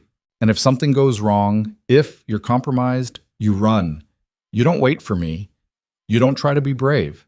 You disappear and you stay disappeared." "Cade, That's the condition. Take it, or this conversation ends. Imani met his gaze and held it. She could see the fear beneath the command, the desperate need to protect the only ally he had left. Fine, she said. Your way. Something in Cade's shoulders relaxed. We move in 4 hours. That gives me time to meet my contacts and get what we need. What do I do? Rest. Eat something if you can, and prepare yourself for the fact that this might not work. Encouraging. I don't deal in encouragement. I deal in survival. He picked up the duffel and headed for the stairs. Imani followed him down, back through the fence, back into the frozen city. Dawn was starting to break on the horizon, painting the sky in shades of gray and pale yellow. They found a diner that was open, the kind of place that served truckers and insomniacs and people who'd given up on normal hours. Cade ordered coffee and nothing else. Imani forced down toast that tasted like cardboard, her stomach too knotted to handle more. Tell me about Yuna, she said after a while. Cade's hand tightened on his coffee cup. Why? Because if I'm risking my life for this, I want to know who I'm saving. He was quiet for so long she thought he wouldn't answer. Then, she's nothing like me. She's kind, trusting. She believes people are fundamentally good, even when they prove her wrong. His voice dropped. I kept her away from all of this. Sent her to private schools. Made sure she had friends who didn't know what I did for a living. She was supposed to have a normal life. You love her. She's the only person I've ever loved. The admission hung in the air between them, stark and vulnerable. Imani reached across the table and touched his hand. We're going to get her back. Cade looked down at her fingers on his skin. You can't promise that. I know, but I'm promising to try. He turned his hand over, laced his fingers through hers. The gesture was so unexpected, so intimate, that Imani felt her breath catch. Thank you, he said quietly. Before she could respond, his phone buzzed. Cade pulled away and checked the screen. His expression darkened. What is it? Meeting location, one of my old suppliers. He stood up and dropped cash on the table. Stay here. I'll be back in an hour. I'm coming with you. No. Cade, this is my world, Imani. My contacts. My risks. You're not ready for it. You don't get to decide what I'm ready for. They stared at each other, tension crackling between them. Finally, Cade's jaw tightened. Fine. But you do exactly what I say. No questions, no arguments. Deal. They left the diner and walked 6 blocks to a warehouse district where buildings squatted against each other like sleeping giants. Cade led her to a specific door, unmarked, reinforced steel, and knocked 3 times in a pattern. The door opened a crack. An eye appeared, scanning them both. It's me, Cade said. Let me in, Marcus. The door swung open to reveal a man in his 50s, heavy-set, with scars running down the left side of his face. He looked at Cade with something between relief and fear. Jesus Christ, the rumors are true. You're alive. Barely. I need weapons, ammo, anything you can spare. Marcus's gaze shifted to Imani. Who's she? Someone I trust. That's new for you. Are you going to help me or not? Marcus stepped aside. Come in. But make it quick. Word is Adrian's got people everywhere looking for you. They entered a space filled with crates and metal shelving stacked with equipment Imani couldn't identify. Marcus moved to a locked cabinet and started pulling out items. Guns, ammunition boxes, something that looked like a compact grenade. This is everything I can give you without raising flags, Marcus said. It's not much. It'll do. Cade started loading items into his duffel. What have you heard about Adrian's operation? That he's consolidating fast, paying off debts, making alliances, cleaning up loose ends. He's smart, Cade. Smarter than you gave him credit for. I know. Then you know you can't win this. Not head on. I'm not trying to win head on. Marcus paused, studying Cade's face. You're going after the girl. Yes. That's suicide. Probably. And you're doing it anyway. I don't have a choice. Marcus closed the cabinet and turned to face them both. I heard something else. Rumor from one of Adrian's inner circle. Might be nothing. Tell me. They're saying Adrian's planning something big. A meeting with all the major players in the city, consolidation of power, a show of force. Marcus hesitated. And he's planning to make an example of someone, to prove he's in control. Cade's entire body went still. When? Tomorrow night, 30 hours from now. Where? The Pinnacle, penthouse level. Amani felt ice slide down her spine. He's going to kill Yuna, publicly. That's my guess, Marcus said. Make it clear what happens to anyone who stands against him. Use Cade's own sister as the message. Cade's expression was carved from stone, but Amani could see the rage building behind his eyes. Cold, controlled, absolutely lethal. Then we have less time than I thought, he said. They left the warehouse 10 minutes later, the duffel now heavy with weapons. Cade moved through the streets with renewed purpose, his mind clearly working through possibilities and plans. We can't wait, Imani said. If Adrian's timeline moved up, I know. So what do we do? Cade stopped walking and turned to face her. We accelerate everything. You go into the Pinnacle today, right now. You find whatever intel you can on Adrian's security, on where they're keeping Yuna, on every detail of tomorrow night's meeting. And you? I'm going to call in the rest of my favors. Gather whoever's still loyal. Prepare for war. His eyes locked on hers. This is your last chance to walk away, Imani. After this, there's no going back. She thought about her old life, the invisible existence, the quiet routine, the safety of being nobody. It seemed like a lifetime ago. I'm not walking away, she said. Cade reached out and cupped her face with one hand, his thumb brushing across her cheekbone. The gesture was so gentle, it nearly broke her. Then stay alive, he said. Whatever happens, stay alive. Before she could respond, he dropped his hand and stepped back, the moment evaporating like steam. There's a supply closet on the 4th floor of the Pinnacle, he said, his voice back to business. Northeast corner, no cameras. You can change there, leave anything you don't want security to find. I'll have someone leave a maintenance uniform in there within the hour. How? I still have people inside, not many, but enough. He pulled out the burner phone and sent a quick text. You'll go in through the loading dock at shift change. Blend with the other workers. Once you're inside, you'll have 3 hours before the next security sweep of the service levels. What am I looking for? Executive floor schematics, communications logs, anything that mentions Yuna or tomorrow night's meeting. He paused. And there's a safe in Adrian's new office. Combination is his birth date, March 15th, 2003. March 15th, 2003. If you can access it, do it. There might be something useful.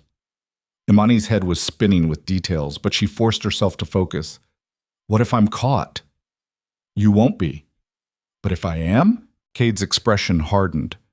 Then you tell them I forced you. You tell them I threatened to kill you if you didn't help. You give them me in exchange for your life. I won't do that. You will if it means surviving. Cade, promise me, Imani. Promise me you'll save yourself if it comes to that. She wanted to argue, wanted to refuse, but the look in his eyes stopped her. This wasn't about trust or loyalty. This was about the only thing he could still control, keeping one more person from dying because of him.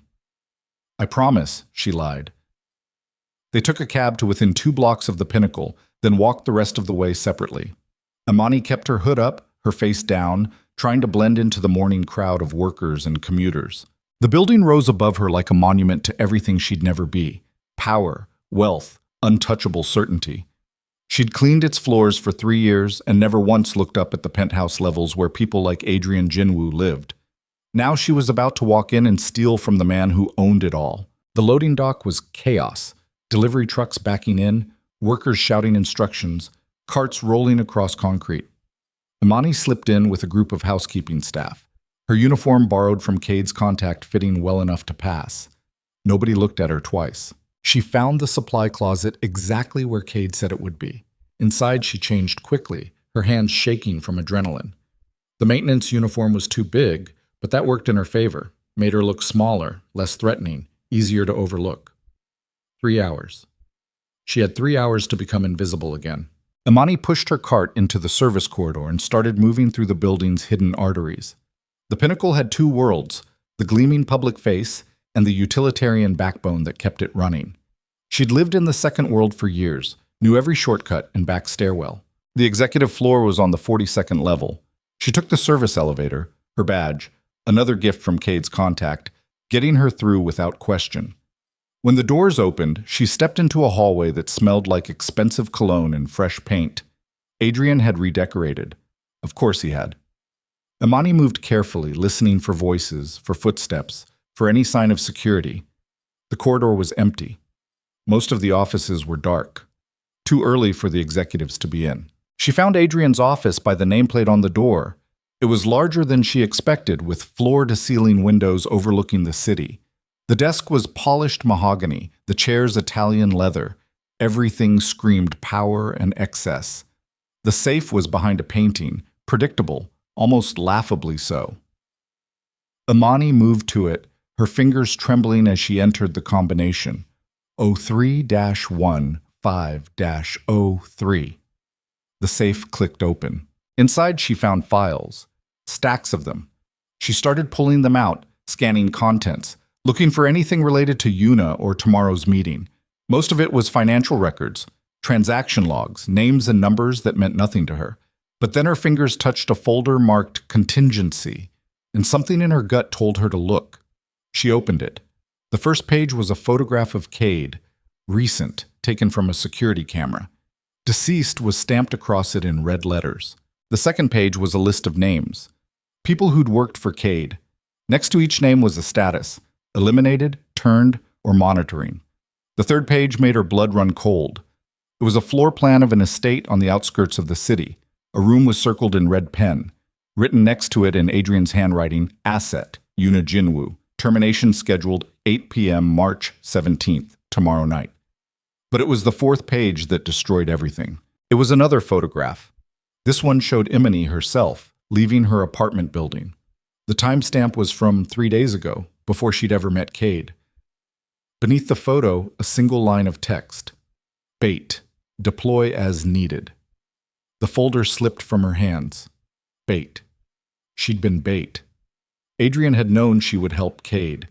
Had known Cade would go to ground somewhere in her neighborhood. Had been watching her, waiting for the right moment to use her. But how? Why her? Imani's mind raced backward, retracing every moment. The way she'd found Cade on those steps. The way he'd been alone, vulnerable, stripped of everything. The way it had all seemed too convenient. She grabbed the folder and kept reading, her hand shaking so badly she could barely hold the pages. Another document.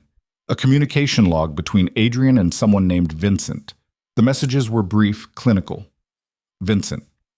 Target is in position, awaiting your order. Adrian. Deploy.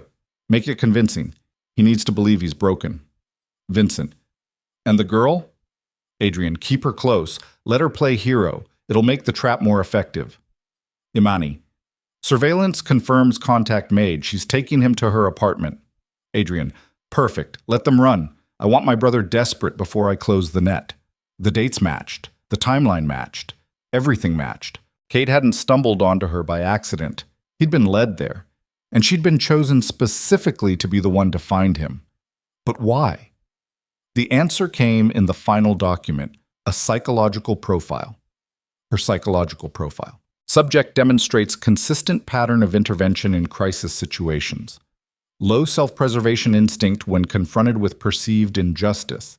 History of minor rule violations in service of helping others. Conclusion. Ideal candidate for manipulation. Will engage with target despite risk. They'd studied her, identified her, used her like a piece on a chessboard. And Cade, the thought hit her like a fist to the stomach. Did Cade know? Was he part of this? No. He couldn't be. She'd seen his fear when he looked at Yuna's photo. She'd seen his rage when Adrian's message came through. Unless that was all performance. Unless she'd been played from the very beginning. Imani's vision swam. She felt like she was going to be sick. A sound in the hallway snapped her back to reality. Voices. Coming closer. She shoved the documents back into the folder, closed the safe, straightened the painting. Her hands moved on autopilot while her mind screamed. The voices were right outside the door. Imani grabbed her cart and moved toward the exit, head down, trying to look like she belonged. The door opened just as she reached it. A man in an expensive suit stepped through, late 30s, sharp eyes, the kind of face that demanded attention. Adrian Jinwoo. He looked right at her. Imani's heart stopped. Excuse me, she mumbled, trying to push past. Adrian's hand shot out and grabbed her arm. Wait, he said. Every instinct screamed at her to run, but she forced herself to stay calm. Sir? He studied her face, his expression unreadable. Do I know you? I don't think so, sir. I'm just maintenance. His grip tightened. You look familiar. I have one of those faces, sir. People always think they know me. For a long, terrible moment, Adrian said nothing. Then his eyes widened slightly, recognition dawning. You're her, he said softly.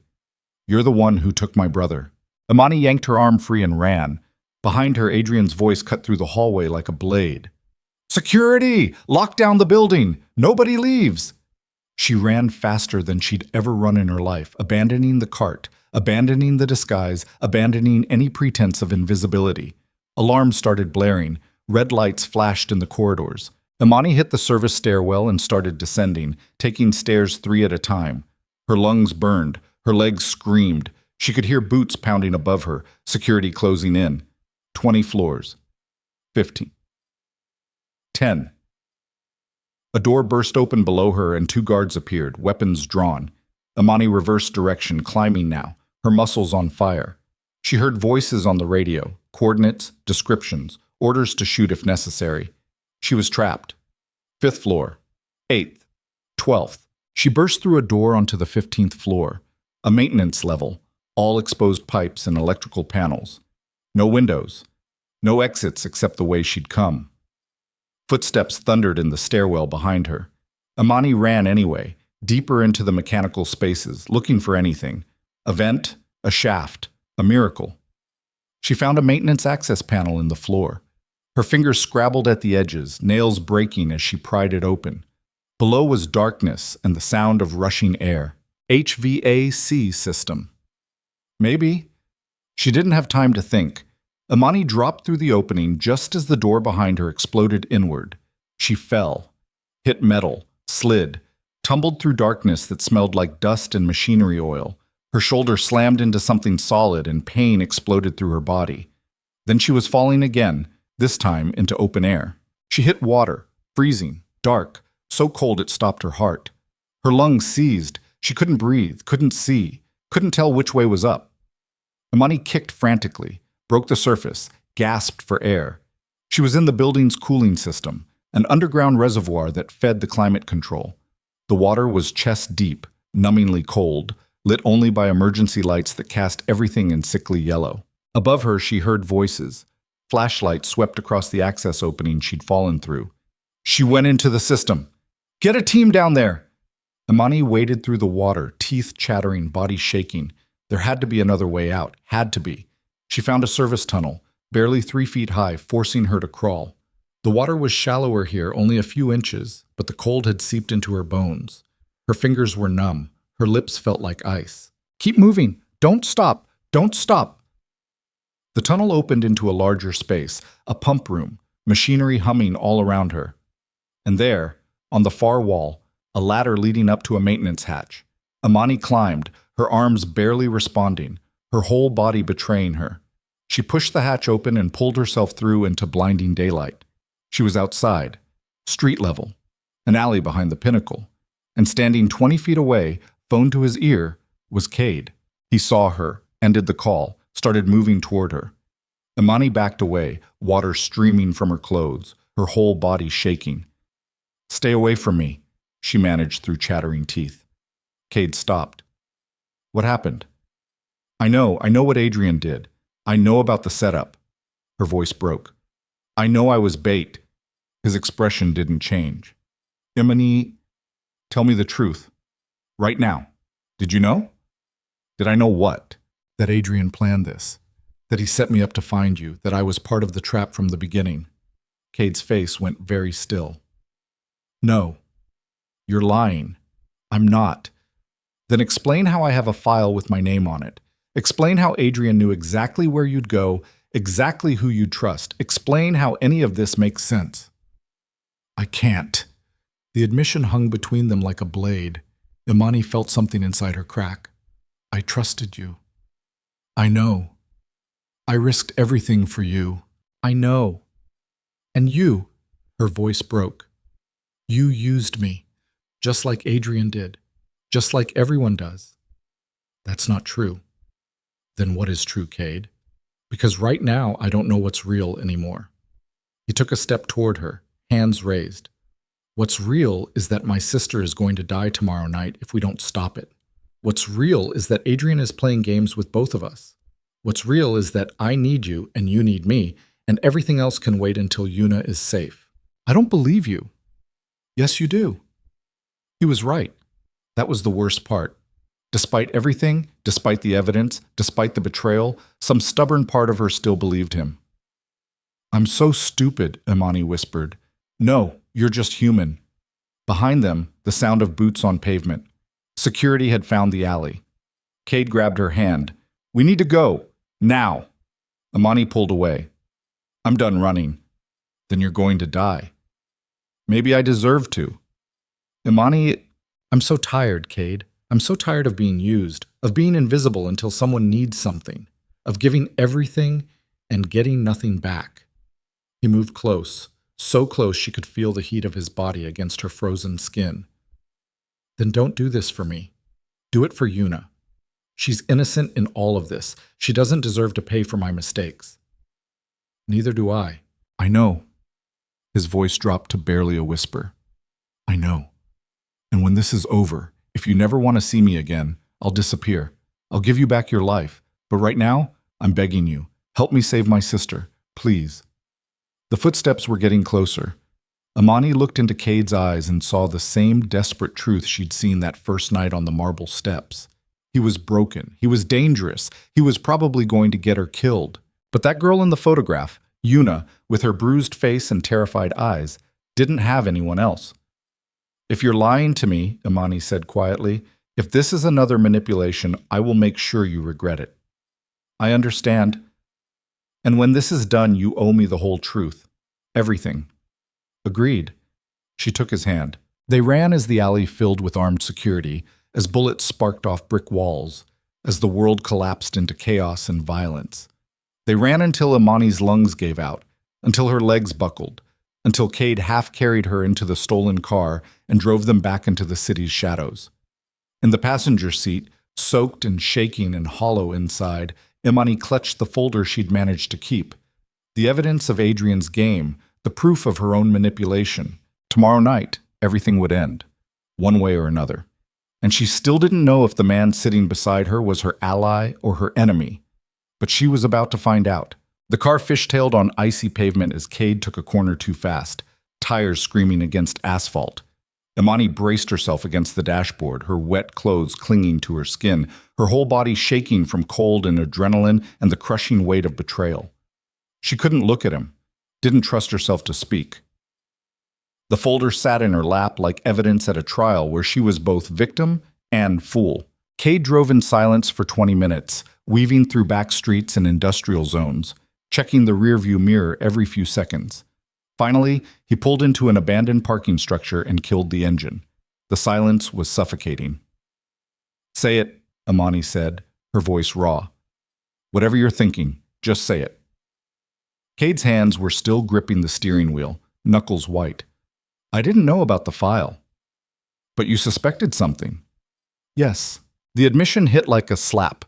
Imani turned to face him, fury igniting in her chest. When? From the beginning. Cade finally looked at her, his expression carved from stone. Adrian doesn't make mistakes. He doesn't leave loose ends. The fact that I survived that night, that I was left on those steps instead of in a ditch somewhere, it was too clean, too deliberate. So you knew I might be part of a trap and you used me anyway. I didn't know you were involved. I thought maybe he wanted me to run, wanted to hunt me for sport. But you... He stopped, jaw tightening. You were genuine. I could see that. Whatever Adrian planned, you weren't a willing participant. That doesn't make it better. I know. You should have told me. Would you have believed me?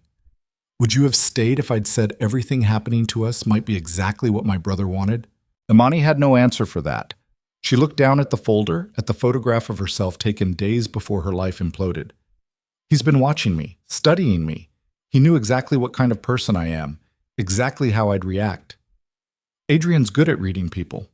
It's how he survived in our world. Your world, not mine. She threw the folder at him. I was nobody. I cleaned floors. I went home. I didn't ask for any of this.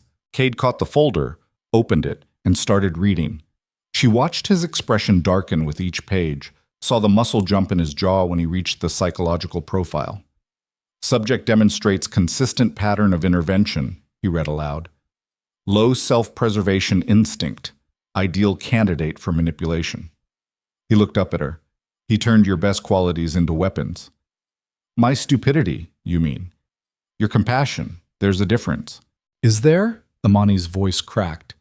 Because right now it feels like the same thing. Cade set the folder aside and turned to face her fully. You want the truth? The whole truth, like I promised? Yes. The truth is that Adrian is smarter than me. Always has been. I built an empire through force and fear, but he built his power through understanding people. Through exploiting their weaknesses, their hopes. He paused. Their kindness. So this was all a game to him. Everything is a game to Adrian, and he's been playing it longer than either of us realized. Cade pulled out the burner phone and scrolled through the photos Adrian had sent. He has Yuna. That part is real. The threat is real. The timeline is real. Whether or not he planned for us to work together doesn't change what happens tomorrow night. Imani felt tears burning behind her eyes but refused to let them fall. How do you know he even has her? How do you know this whole thing isn't just elaborate bait to get you exactly where he wants you? Because I know my brother. He doesn't bluff with family. If he says he has Yuna, he has her. If he says he'll kill her, he will. Then we're walking into a trap. Yes, and you're okay with that. Cade's eyes were dark and terrible. I don't have a choice. Yuna is the only innocent person in this entire mess. She doesn't deserve to die because Adrian and I have been at war since we were children. Since you were children, our father built an empire. Adrian and I were supposed to inherit it together. Instead, I took it all, pushed him aside, treated him like he was weak because he preferred strategy to violence. Cade's voice went flat. I created the monster that's hunting us now. Every move he's making, I taught him. Every ruthless decision, every calculated risk, he learned it from watching me. The confession hung in the air between them. Imani stared at him, seeing him clearly for the first time. Not a victim, not a fallen king, just a man who'd sown violence and was finally reaping the consequences. You're not a good person, she said quietly. No, I'm not. Everything you've done, everything you've built, it's built on pain. Yes. So why should I help you? Cade leaned forward, close enough that she could see the scars on his face, the exhaustion carved into every line. Because Yuna is 15 years old and she's never hurt anyone in her life. Because she calls me once a week to tell me about her grades and her friends and her dreams of becoming a doctor. Because when I look at her, I see everything I could have been if I'd made different choices. His voice dropped to barely a whisper. Because she's the only good thing I've ever protected. And if she dies, then everything I've become, all the blood, all the darkness, it means nothing. Imani felt something break inside her chest. She wanted to hate him, wanted to walk away and never look back. But she couldn't escape the image of that girl tied to a chair, bruised and terrified, waiting for someone to save her. If we do this, she said slowly, if we go through with your plan, we're probably going to die. Probably. And even if we survive, there's no going back to normal. Not for me. Not for you. I know. So this is it. This is the point where we either commit or we run. Cade nodded. Yes. Imani looked down at her hands, still shaking, still numb from the freezing water. She thought about her apartment, about the life she'd built from nothing, about invisibility and safety, and the quiet comfort of being nobody. Then she thought about Yuna's eyes in that photograph. Tell me the plan, she said. Something flickered in Cade's expression. Relief, maybe, or gratitude. The meeting is tomorrow night at 8 p.m. Adrian will have the penthouse locked down. Security will be triple what it normally is. He'll have every major player in the city there to witness Yuna's execution. How do we get in? We don't. Not through the front door. Cade pulled out a pen and started sketching on the back of one of the documents. The Pinnacle has a service elevator that runs from the loading dock to the penthouse. It's used for catering, maintenance, emergency access. Security monitors it, but there's a blind spot during shift change. What time? 7:45, 15 minutes before the meeting starts. That's cutting it close. It's the only window we'll get. He continued sketching, his movements precise and controlled. We'll go in with a catering crew. I have a contact who can get us uniforms, credentials, everything we need to blend in. And once we're inside, we separate. You find Yuna, I deal with Adrian. Imani's stomach dropped. That's not a plan. That's suicide. It's the only way. Adrian will have Yuna in a secure location somewhere in the penthouse. While everyone's distracted by the meeting, you slip away and get her out. And what are you doing while I'm playing rescue? Cade's eyes went cold. Ending this. Once and for all. You're going to kill him. Yes. In a room full of witnesses. They won't stop me. Most of them are cowards who'll run the second shooting starts. The rest will wait to see who wins before they choose sides. You sound very confident for someone who's been beaten, betrayed, and left for dead. I'm confident because I have nothing left to lose. Cade set down the pen and looked at her. Except Yuna. She's the last thing Adrian can take from me, and I won't let him have her. The certainty in his voice was absolute. This wasn't bravado. This was a man who'd already made peace with his own death. Imani took a shaky breath. What do I do if you don't make it? You run. You take Yuna and you disappear. I have money stashed in accounts Adrian doesn't know about. Enough to start over anywhere in the world. He pulled out a business card with numbers written on the back. Memorize these. Account numbers, passwords, contact information for people who can help you vanish. Cade, memorize them, Imani. This is your exit strategy if everything goes to hell. She took the card, the weight of it feeling impossibly heavy. And what about you? What's your exit strategy? I don't have one. The words settled between them like stones. They spent the next 6 hours preparing. Cade made calls to his remaining contacts, piecing together the elements they needed. Uniforms, weapons, intelligence on Adrian's security setup. Imani memorized floor plans until she could navigate the penthouse blind. As night fell, they moved to a different location, a safe house Cade maintained in the industrial district. It was sparse and functional, equipped with everything they'd need for tomorrow's assault. Imani stood in the bathroom, staring at her reflection. The woman looking back was a stranger, hollow-eyed, bruised, with a hardness in her expression that hadn't been there a week ago. A knock on the door pulled her back. Come in. Cade entered, carrying a first aid kit. Your shoulder, from the fall. It needs treatment. She'd almost forgotten about the injury, the adrenaline masking the pain. Now that he mentioned it, she could feel the deep ache radiating through her left side. I'm fine. You're not. He set the kit on the counter. Take off your shirt. Excuse me? I need to see the damage, unless you want to go into tomorrow's operation with a dislocated shoulder. Imani hesitated, then slowly pulled off the borrowed sweatshirt she'd changed into. Underneath, her shoulder was a mass of purple and black bruises, the joint visibly swollen. Cade's expression darkened. This needs ice, and possibly a doctor. We don't have time for a doctor. Then let me help. His hands were surprisingly gentle as he examined the injury, fingers probing the swollen tissue. Imani bit back a gasp when he touched a particularly tender spot. It's not dislocated, he said finally, but it's badly bruised. You'll have limited range of motion tomorrow. I'll manage. Can you lift your arm above your head? She tried. The pain was instant and blinding. No. Then you'll need to compensate. Use your right arm for anything that requires strength or reach. He started applying ice wrapped in a towel. And try not to get shot. You won't be able to raise your arms to defend yourself. Encouraging as always, something that might have been a smile crossed his face. I don't believe in false comfort. I've noticed. They stood in silence for a moment, Cade's hand steady on her shoulder, Imani trying not to think about how close he was, about the heat of his body, about the fact that tomorrow they might both be dead. Can I ask you something? She said quietly. Yes. That night on the steps, when I found you, were you really as broken as you seemed, or was that part of the performance? Cade's hand stilled. I was broken. That part was real. And now? Now I'm something worse. I'm focused. Focused on revenge. Focused on saving the one person I love. He met her eyes in the mirror.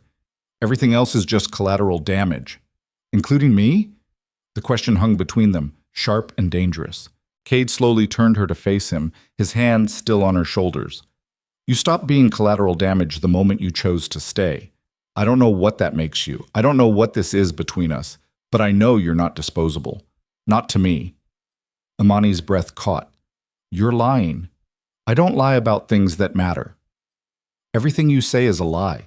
You're a criminal, a killer. You built your entire life on deception. Yes.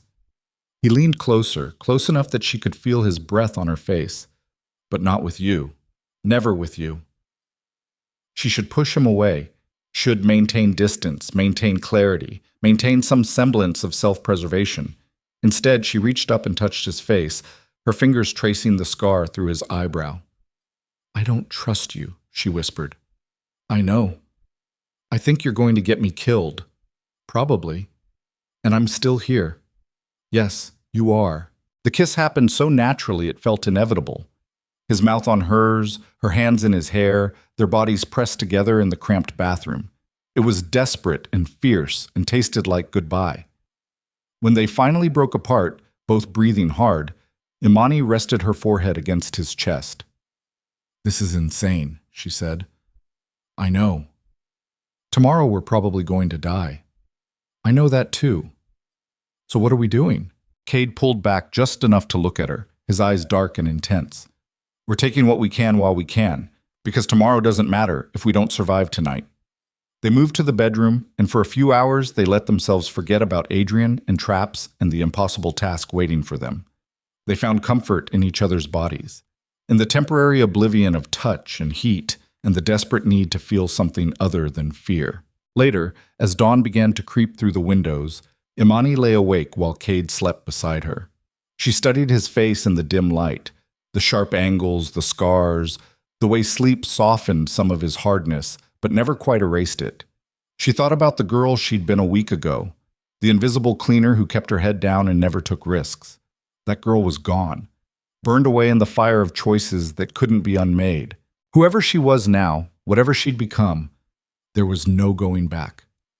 Cade's eyes opened, found hers in the darkness. Can't sleep? Too much thinking. About tomorrow? About everything. She traced a scar on his chest with her fingertip. Tell me about Yuna. What's she like? Cade was quiet for a long moment. When he spoke, his voice was softer than she'd ever heard it. She laughs too loud, gets embarrassed about it, and tries to cover her mouth. She's terrible at math, but won't ask for help because she's stubborn. She wants to be a doctor because she thinks she can save people. He paused. She doesn't know what I really do, what I really am. I've kept that world away from her as much as possible. What does she think you do? Import-export. Boring business meetings. Nothing exciting. A bitter smile crossed his face. She thinks I'm respectable. Maybe she sees something in you that's actually there. There's nothing good in me, Imani.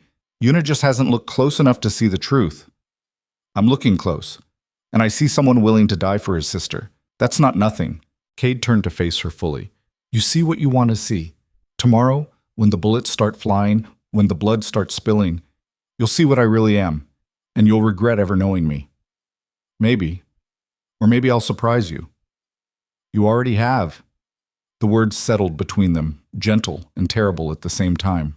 They rose when the sun was fully up, moving through the safe house in practiced silence. Cade cleaned and loaded weapons with mechanical precision. Imani reviewed the floor plans one more time, committing every detail to memory. At 6 p.m., a car arrived with their catering uniforms and credentials. Everything looked legitimate, professionally printed badges, perfectly tailored clothes, even a van marked with the catering company's logo. Your contact does good work, Imani said, examining her badge. He'd better. I'm paying him enough to retire on. Cade handed her a small earpiece. Communication device. We'll stay in contact once we're inside. What if security sweeps for electronics? They will. But these are passive. No transmission signal until activated. You flip the switch when you're ready to talk. He demonstrated the tiny mechanism hidden in the earpiece. Once it's active, battery life is about 30 minutes. Use it wisely. Imani fitted the device into her ear, felt it settle almost invisibly. And if something goes wrong? Use the emergency exit on the east side of the building. It dumps into an alley. I'll have a car waiting there with keys in the ignition. You've thought of everything. I've planned for every contingency I can think of. But Adrian's smart. He'll have planned for my plans. So when things go sideways, and they will, improvise. Trust your instincts. Stay alive. They drove to the Pinnacle in the catering van, arriving at 7:30, early enough to blend with the legitimate crew, but late enough to minimize time under security scrutiny. The loading dock was chaos, servers rushing in and out, managers shouting orders, the smell of expensive food filling the air. Kate and Amani slipped in with a group carrying trays, their badges getting a cursory glance from the overwhelmed security guard. Inside, they separated. Kate headed toward the service elevator with a group of bartenders. Imani followed a server carrying champagne toward the prep area. Her heart was hammering so hard she thought everyone could hear it. She forced herself to breathe slowly, to move with confidence, to look like she belonged. The penthouse level was already filling with guests, men in expensive suits, women dripping in jewelry, the kind of people who traded in power and influence like currency. Adrian's inner circle, assembled to witness his triumph. Imani activated her earpiece. I'm in position. Cade's voice came through, barely audible. Copy. I'm heading to the northwest corridor. Yuna should be in the secure room near Adrian's private office. And Adrian? In the main room, holding court. I can see him from here. Imani risked a glance through the service entrance. The penthouse was stunning, floor-to-ceiling windows offering a panoramic view of the city, modern furniture in stark black and white, art on the walls that probably cost more than she'd make in a lifetime. And there, in the center of it all, stood Adrian Jinwoo. He looked nothing like Cade. Where Cade was all sharp edges and controlled violence, Adrian was smooth and polished, with the kind of charm that made people trust him right before he destroyed them. He was talking to a group of men, gesturing with a glass of champagne, smiling like he didn't have a care in the world, like he wasn't planning to execute a 15-year-old girl in less than 20 minutes. Rage flared hot in Amani's chest. I see him, she whispered. Stay focused, Cade's voice warned. Don't let emotion compromise the mission. Easy for you to say. No, it's not. But we don't have room for mistakes. Amani tore her gaze away from Adrian and moved deeper into the service corridors. The secure room Cade mentioned had to be somewhere in this maze of hallways that the guests never saw. She found it behind a door marked private, a simple knob, no keypad, no obvious security.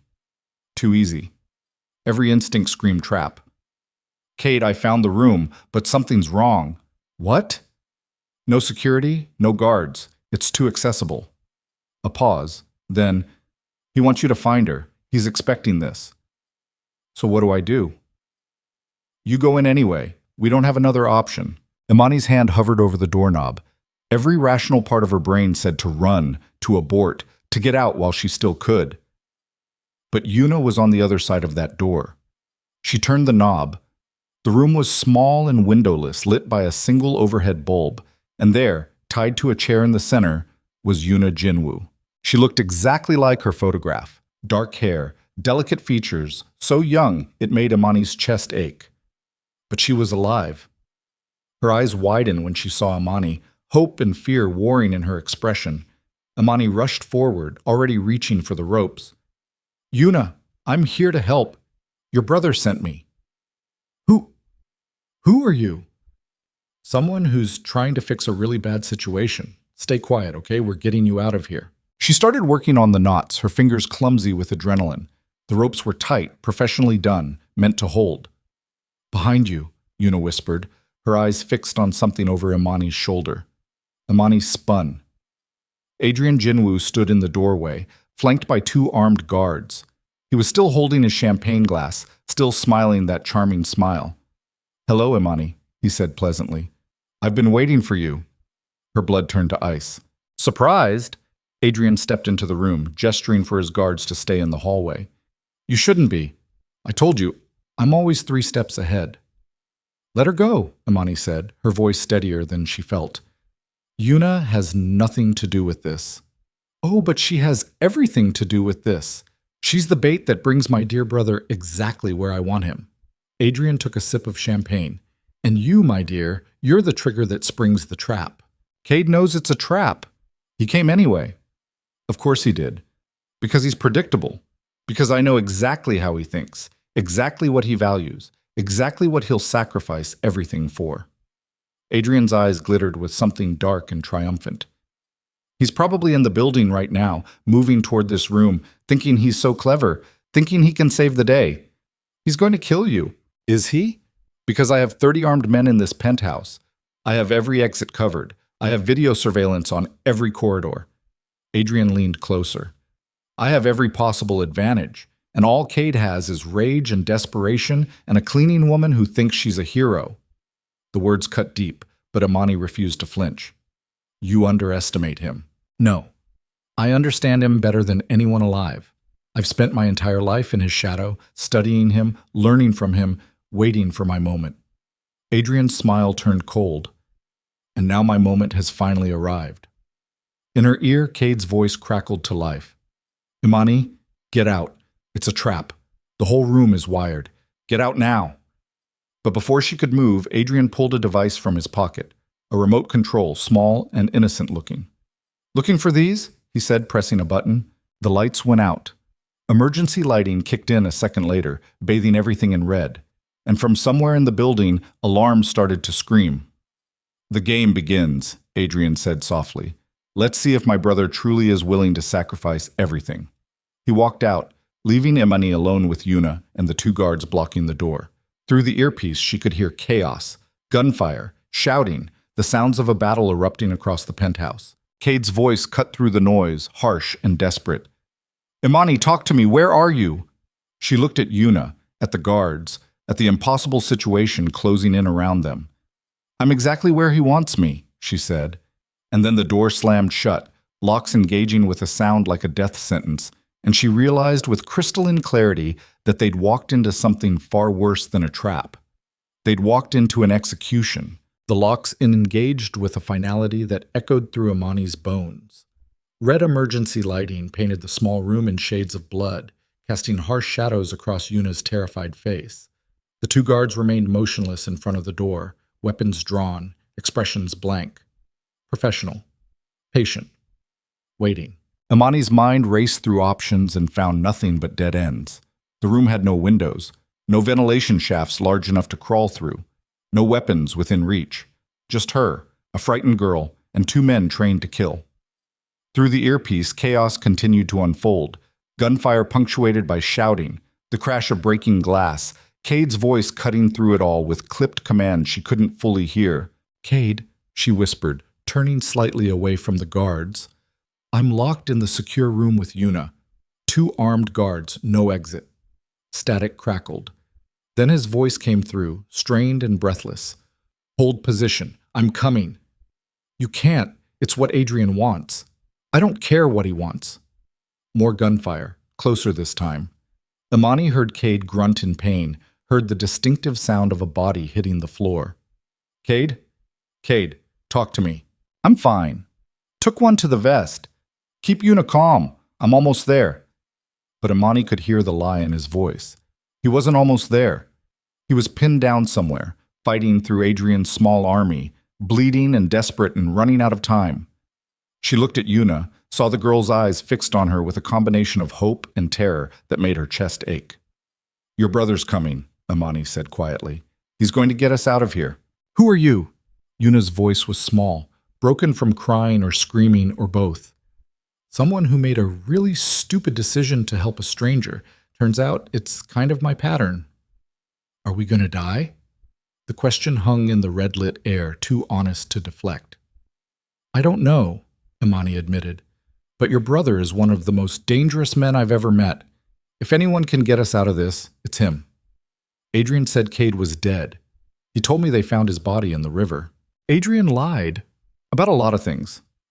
One of the guards shifted position, his radio crackling to life. A voice came through. Adrian's, smooth and controlled. Status? Secured. 2 subjects contained, awaiting further orders. Perfect. Maintain position. The endgame is approaching. The radio went silent. Imani felt ice slide down her spine. Endgame. That meant Adrian had Cade exactly where he wanted him. That meant everything was proceeding according to plan. That meant they were all about to die. She looked around the room again, searching for anything she might have missed. Her eyes landed on the overhead light, a single exposed bulb in a metal fixture. Not much, but maybe enough. "Yuna," she said quietly, moving closer to the girl. "When I tell you to close your eyes and cover your ears, you do it immediately. Don't ask questions. Just do it. Understand?" Yuna nodded, confusion and fear warring in her expression. Imani took a breath, steadying herself. Then she looked at the guards and made a decision that went against every survival instinct she had. "Hey!" she called out. "Which one of you wants to be the one who explains to Adrian how his leverage escaped?" The guards exchanged a glance but didn't respond.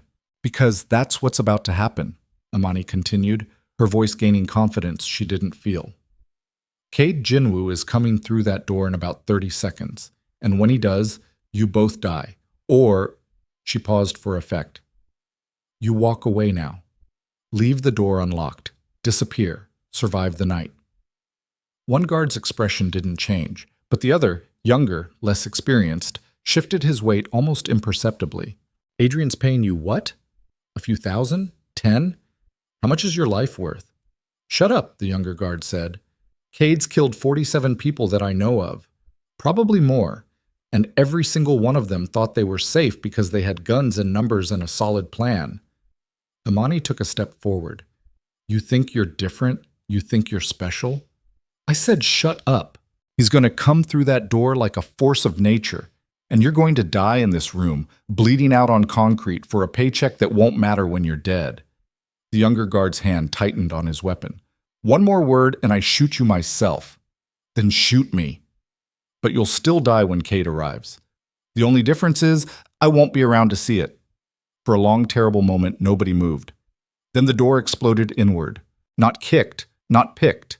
Exploded, hinges torn from the frame, the heavy metal door flying across the room and slamming into the far wall with a sound like thunder. Cade came through the opening like violence incarnate.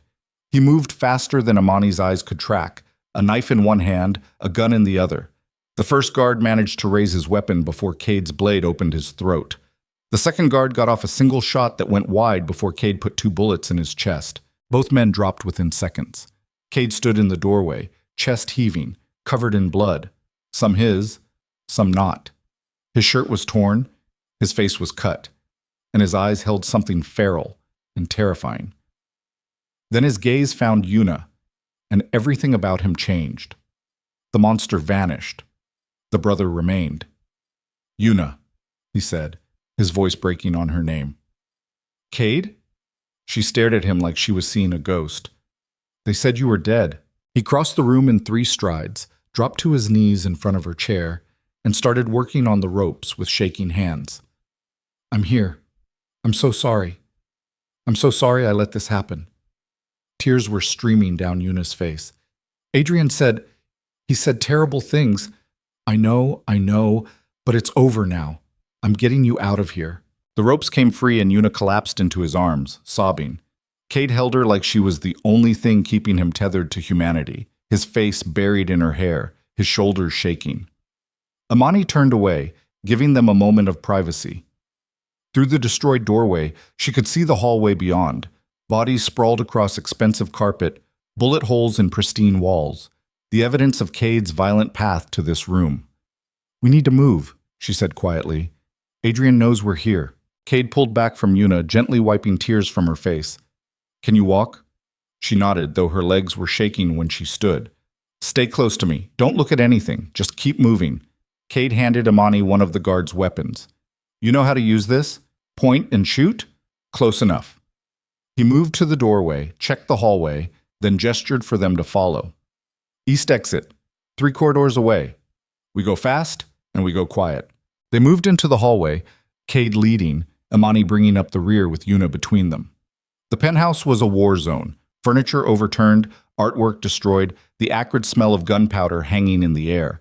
Bodies littered their path, some wore security uniforms, some wore expensive suits, all of them were still. Yuna made a small sound of distress when they passed the first corpse. "Don't look," Cade said again, his voice gentle despite the circumstances. "Eyes on my back. Just my back." They reached the first intersection when Adrian's voice echoed through hidden speakers, smooth and amused. "You're very good, brother. I'll give you that. 23 men dead in under 10 minutes. Impressive, even for you." Cade's jaw tightened, but he didn't stop moving. "But you're bleeding," Adrian continued. "I can see it on the cameras. That shot to the vest cracked at least 2 ribs. The knife wound in your side is deeper than you're letting on. How long can you keep this up?" They turned another corner. The east exit was visible now, a door marked emergency, a green light glowing above it. "You're not going to make it," Adrian said. "You know that, right? Even if you reach that door, I have men waiting outside, on the roof, in the stairwells. You're surrounded, Cade. The only question is whether you want Yuna to watch you die." Cade stopped in front of the exit door, his hand on the release bar. He looked back at Imani, and she saw the calculation in his eyes. Weighing odds, measuring possibilities, accepting the inevitable. "Take her," he said quietly. "What?" "Take Yuna. Get her out of here." The east exit drops into an alley. There's a car waiting, black sedan, keys in the ignition. Drive until you hit the interstate, then keep going. Don't stop. Don't look back. "Cade, no. I'm not asking, Imani. I'm telling you. Get my sister to safety." "And what are you going to do?" His expression went cold. "I'm going to finish this." "That's suicide." "Probably, but Adrian won't follow you if he has me. He wants this. He wants the final confrontation. So I'm going to give it to him." Yuna grabbed Cade's arm. "Don't leave me again, please." He cupped her face with both hands, and Imani saw his mask crack completely. "I love you more than anything in this world, but I can't protect you and fight him at the same time. So I need you to be brave. I need you to go with Imani and trust that she'll keep you safe. But no arguments. For once in your life, just listen to your brother." He pressed a kiss to her forehead, then gently pushed her toward Imani. "Go, now." Imani caught Yuna as the girl stumbled, holding her steady even as everything in her screamed to stay, to fight, to not leave Cade to face his death alone. But Yuna was shaking in her arms, terrified and traumatized and so young. Getting her to safety was the mission. It was the only thing that mattered. "Don't die," Imani said to Cade, her voice rough with emotion. "I'll try not to." "That's not good enough." He smiled, a real smile, sad and genuine. "It's all I can promise." Through the speakers, Adrian's voice returned. "How touching.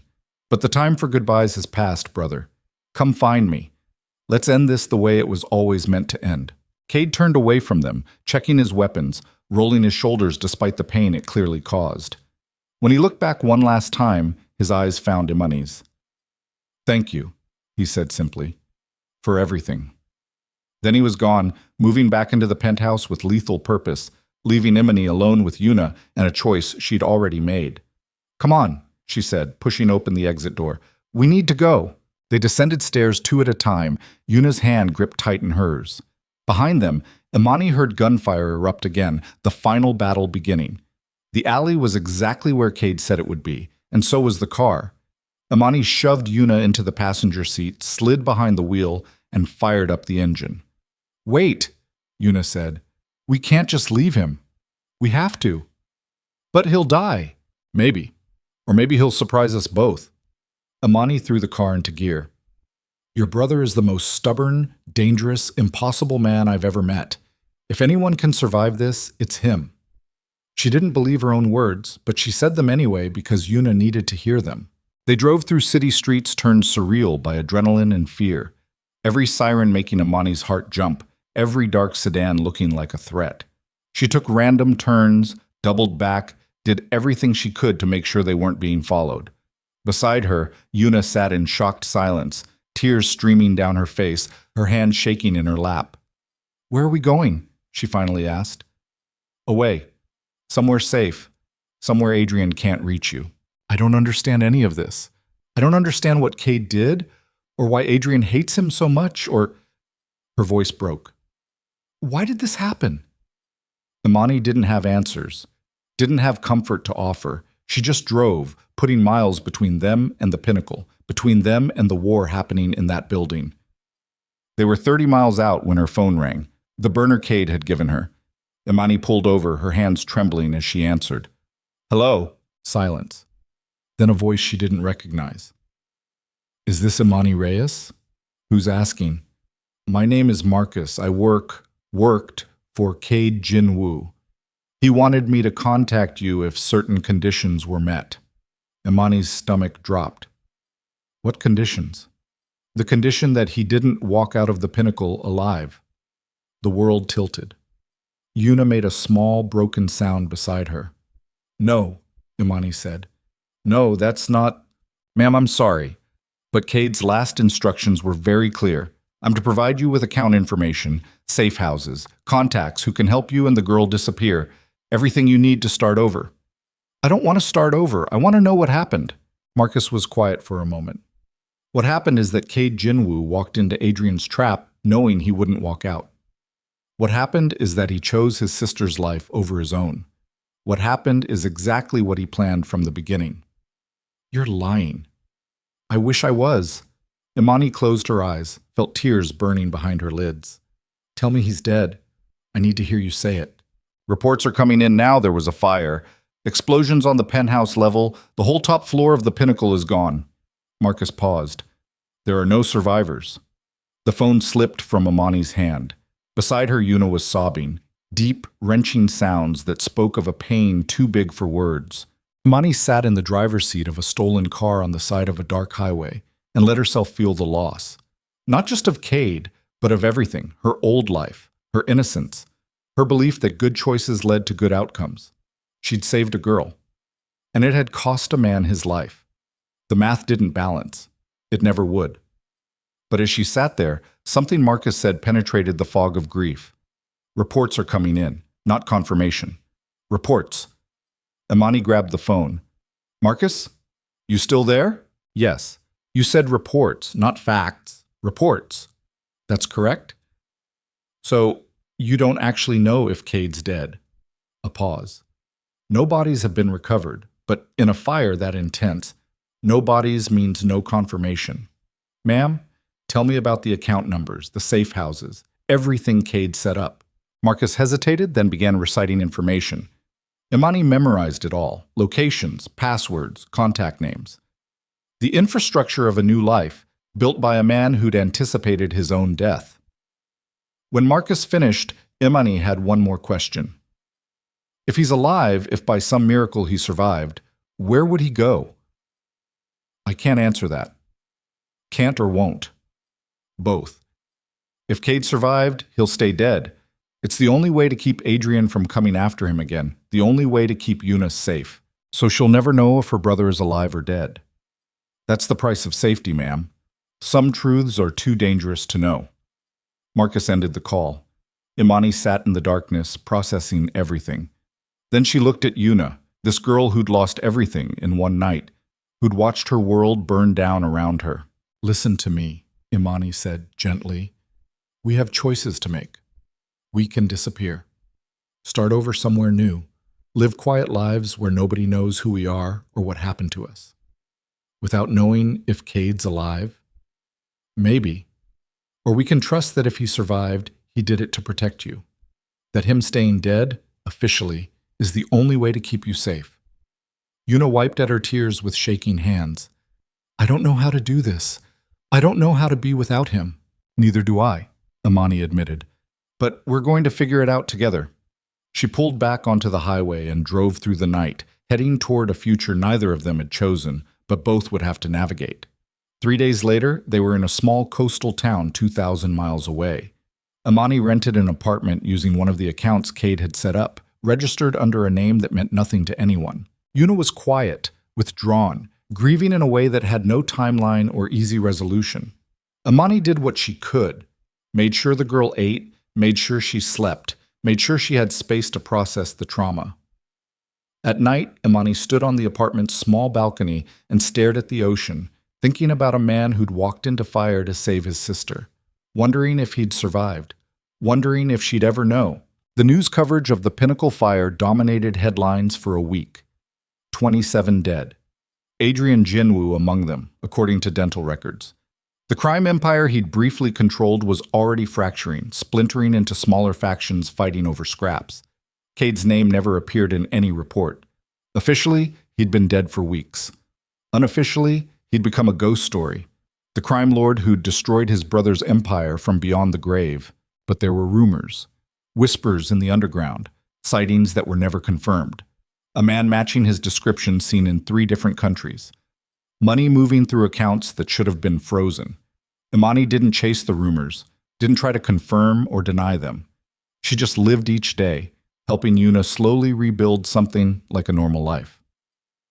6 months passed. Yuna started attending a local high school under her new name. She made friends. She smiled occasionally. She was healing, slowly and imperfectly, but healing nonetheless. Imani found work at a bookstore near the beach. It was quiet, anonymous, exactly what she needed. She'd almost convinced herself that this was her life now, peaceful, stable, safe, when the envelope arrived. No return address, no postmark that made sense, just her fake name written in handwriting she'd recognize anywhere. Inside was a single photograph. Cade stood on a cliff overlooking an ocean, different continent. He was thinner, scarred in new ways, but alive, undeniably alive. On the back of the photo, a message in his careful script. "She's safe because of you. I can never repay that debt, but I'm alive because you reminded me what I was fighting for. We're even. Thank you for everything. Live well. No signature, no location, nothing that could be traced. Just proof that he'd survived. That somewhere in the world, Cade Jinwoo was alive and choosing to stay dead." Imani held the photograph for a long time, emotions warring in her chest. Relief, anger, grief. Something that might have been love or might just have been the echo of trauma. Finally, she walked to the beach and burned the photo in a small fire she built from driftwood. Watched it curl and blacken and turn to ash.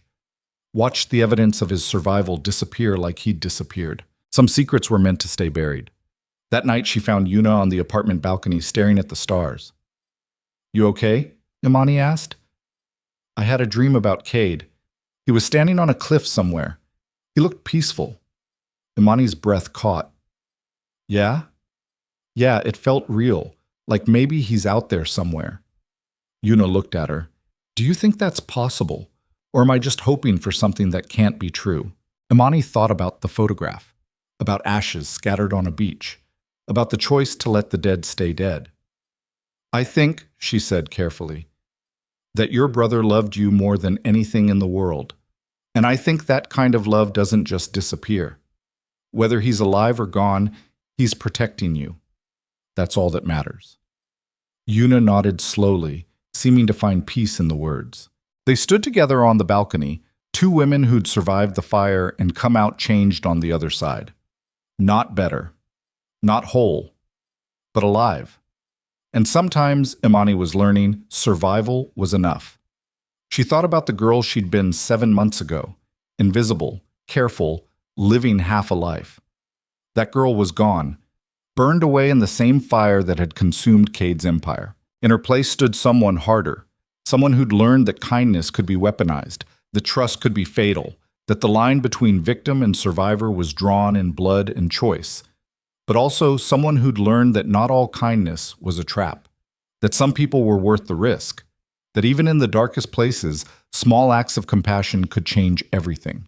She'd saved a girl, lost a man she might have loved, gained scars that would never fully heal. The math still didn't balance, but she was beginning to understand that it never would, and that was okay, because some equations couldn't be solved, some debts couldn't be repaid, some wounds couldn't be healed.